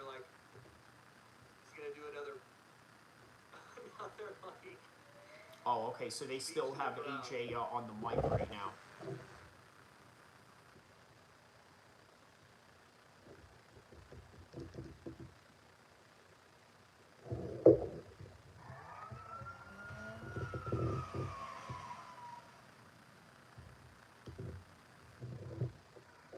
He said, you see somebody that got knocked down and got back up. He said, what this fight taught me is I can't be stopped. I love the mindset from AJ, but he was about one right hand from being stopped. That's true.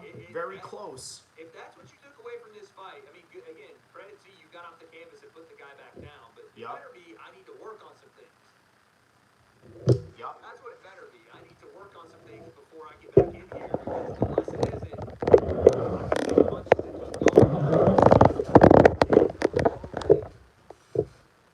Oh, man.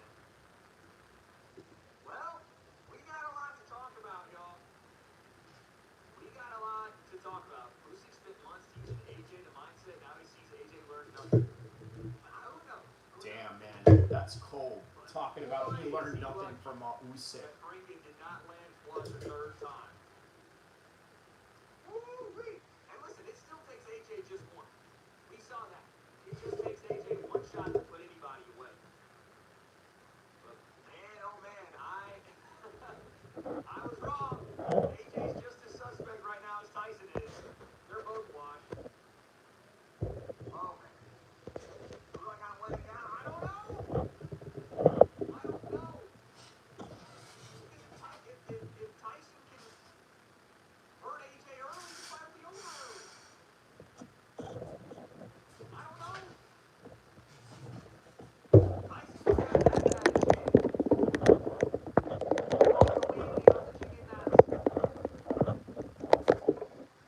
I don't know.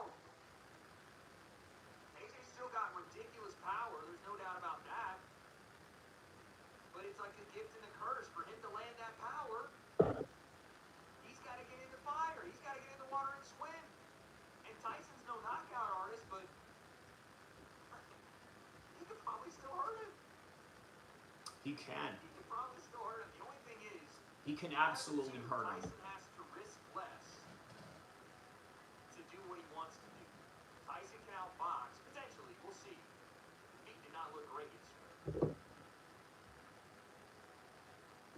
But Tyson can still do what he wants to do without taking much risk. Prenga is a better fighter than Marius Wack. He's got better power than Wack does. But that, if you're an AJ fan, that does not give you more confidence. And if you're lying to yourself, if you say it does. If you say, oh yeah, that fight makes me 1,000% believe AJ is knocking out Tyson Fury, you're lying to yourself. Because the people that Prenga knocked out are nobodies.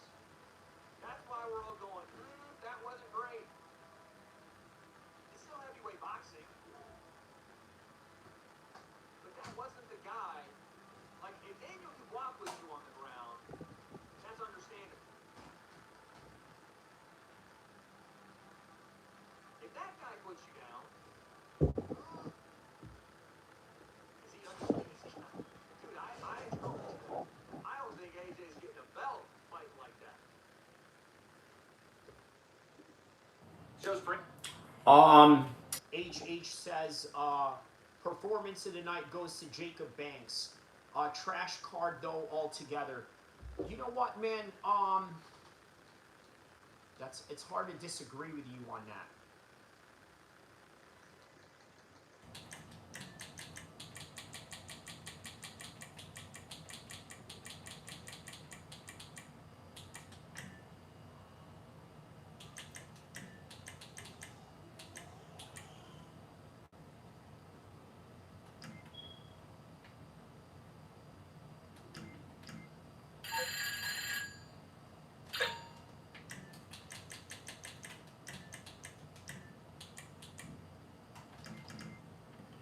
All right, let's go, guys.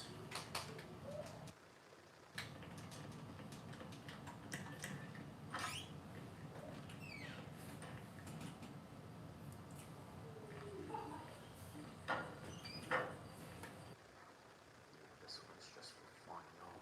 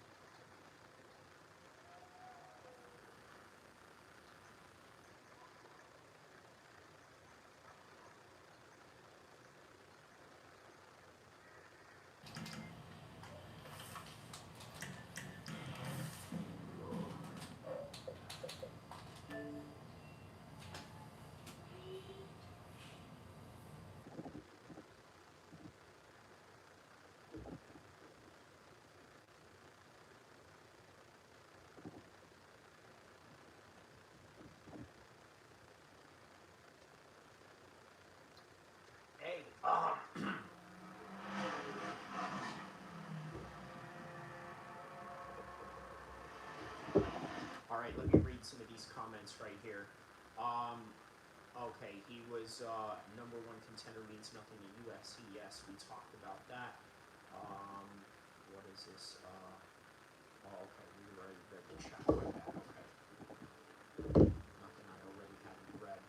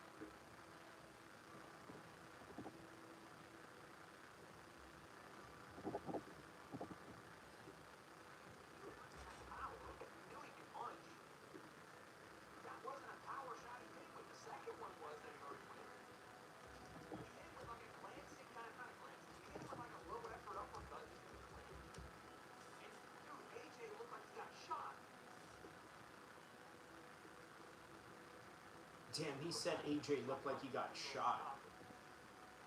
Why broke his chin? I don't know, man. He gets hit with his equilibrium off. It's a bad night. Look at that uppercut. Almost shut his whole system off. The right hand he got hit on the chin with, that was kind of at the very end of the right hand. Imagine he gets hit flush with that one. Holy cow.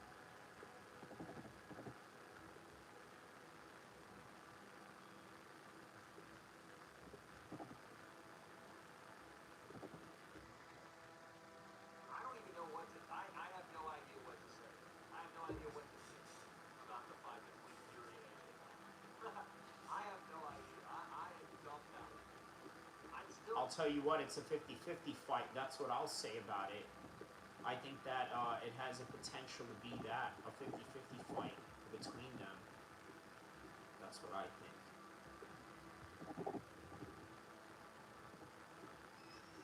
Favor AJ's power, but dude, he gets hit by a gust of wind. He's ready to go. Oh man, damn, Jake looks worse than Cole. Let's kick in a sec now. I went 6 rounds with him. I told you, wait for the tweet. Wait for the tweet. Oh man, I don't even know what to say. Got some competitors online. Let's do it. I thought I had it figured out. Like AJ is going to come back and just destroy Tyson because he's fat, slow, out of shape, Nope. and he's fucking gassed within 5 rounds. Jake already tweeted, oh please. But watching AJ do that, good lord. Did AJ look off? I mean, he did, but it's hard to know what made him look off because he got clipped in the first 30 seconds.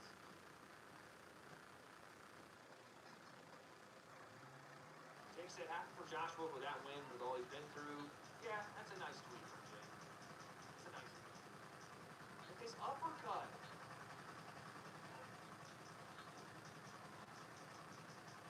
So Carl Frampton is saying the first right hand might have been done a bunch more damage than the uppercut because he's saying what I'm saying. That uppercut did not look crazy. What's up, pal? So even you have Carl Frampton who agrees with me that I can do it. AJ going down from that uppercut is a problem because what the hell? It was not a crazy uppercut. So it must have been either the first right hand that he took, but it didn't even look like that right hand landed. And now this. We're talking about something in his left leg. That's code. I don't want to hear something about his left leg.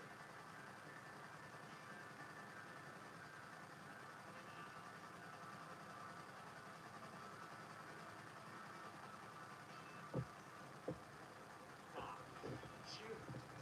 You are not going to convince me that his hamstring is the reason he's getting fucking clipped with that uppercut or that right hand. Nah, dude.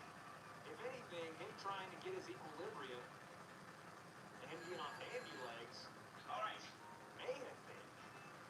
But if I'm Tyson Fury, I'm looking at Prenga and I'm going, dude, I want to address this fight the same way I addressed the freaking Deontay Wilder 2 fight. I'm walking this man down. Bro. I'm walking this man down. That's exactly what I'm saying. If I'm Tyson Fury, I'm big boying him and walking him down. Because why would you let AJ get started? Make him fight on bandy legs when you can catch him when he's stiff and cold or whatever. This happens to him a lot. Not a lot, but when AJ gets hurt, he gets hurt early, bad. If AJ was hurt, he wouldn't have got up so fast. Buddy, he was hurt. Did you not see him stumbling around the ring the entire first round? Problem is, Fury has no chin either. Out of the two of them, Fury takes punches better and at least recovers better than AJ. Out of the two of them, Fury's chin is better than AJ.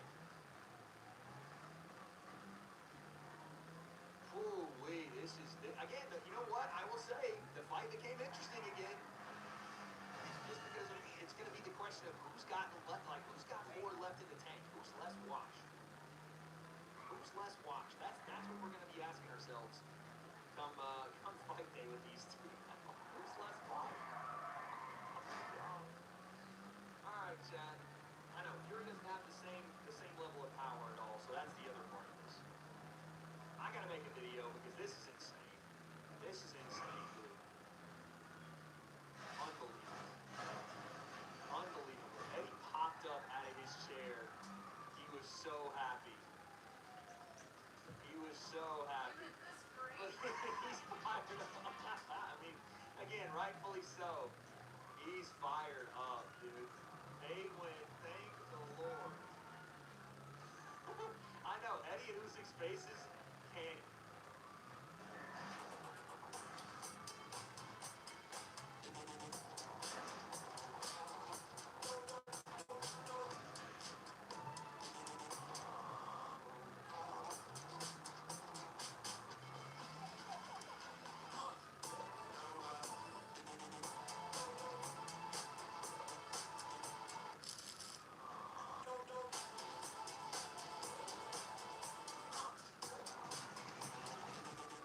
My prediction before this fight was that AJ was going to mop up Tyson Fury.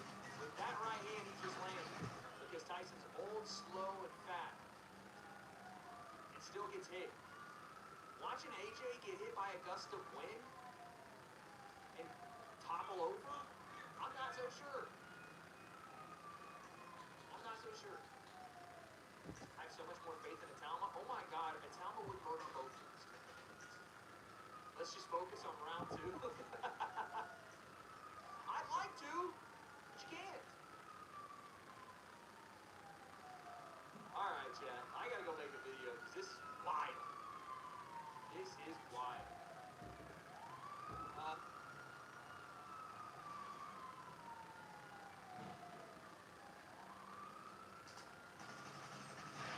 Got him.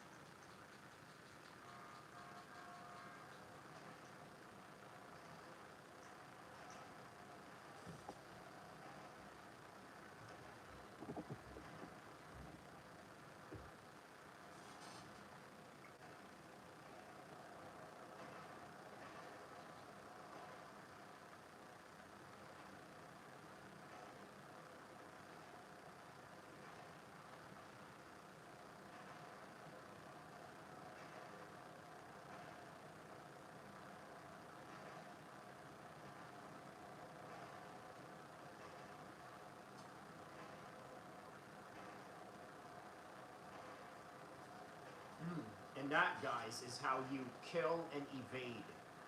Just like that. That's how you do it. Kill and evade.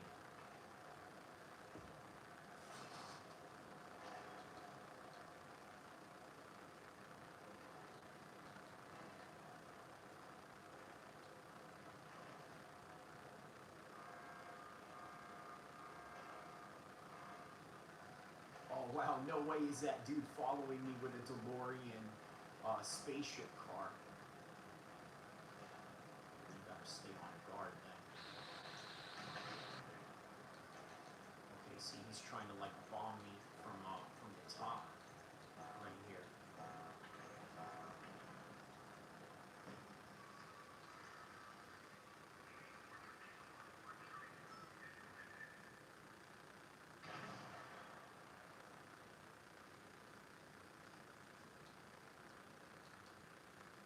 Huh.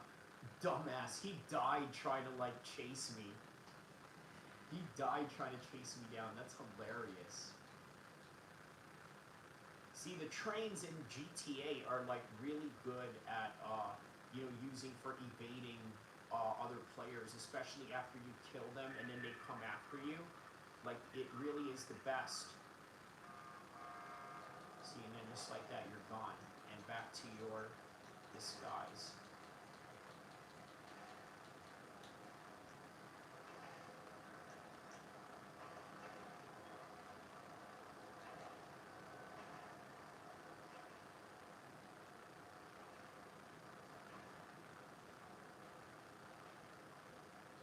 Every time we were getting a kill on Clown 65500. Let's take a look at the player's profile. The guy that we've been taking out here the whole time.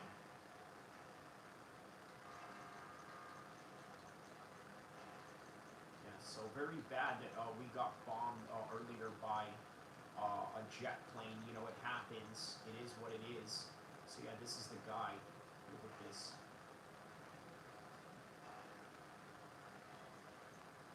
Alright, yeah, let's compare the two between us. The Sigma male versus the beta male right here. I'm the one in the blue chucks. Yeah. So, okay. I'm way up on the strength, way up on the stamina, probably in real life too. He's, okay. No, I'm higher in the flying, I'm higher in the stealth, I'm better, well, we're equal in the shooting. I'm higher in strength and stamina, I'm higher in the mental, because I've been out here killing dudes, so, yeah, alright, yep, that's what it is, guys, that's what it is. Speaking of Sigma boys, is he following me? No. I don't think anyone can follow you when you're in the subway. Alright guys, listen, that is all that I have for this one right now. Don't forget to like and subscribe. See you in the next one. Fun events, glad to have covered all of them and getting some game time in at the same time. Like and subscribe.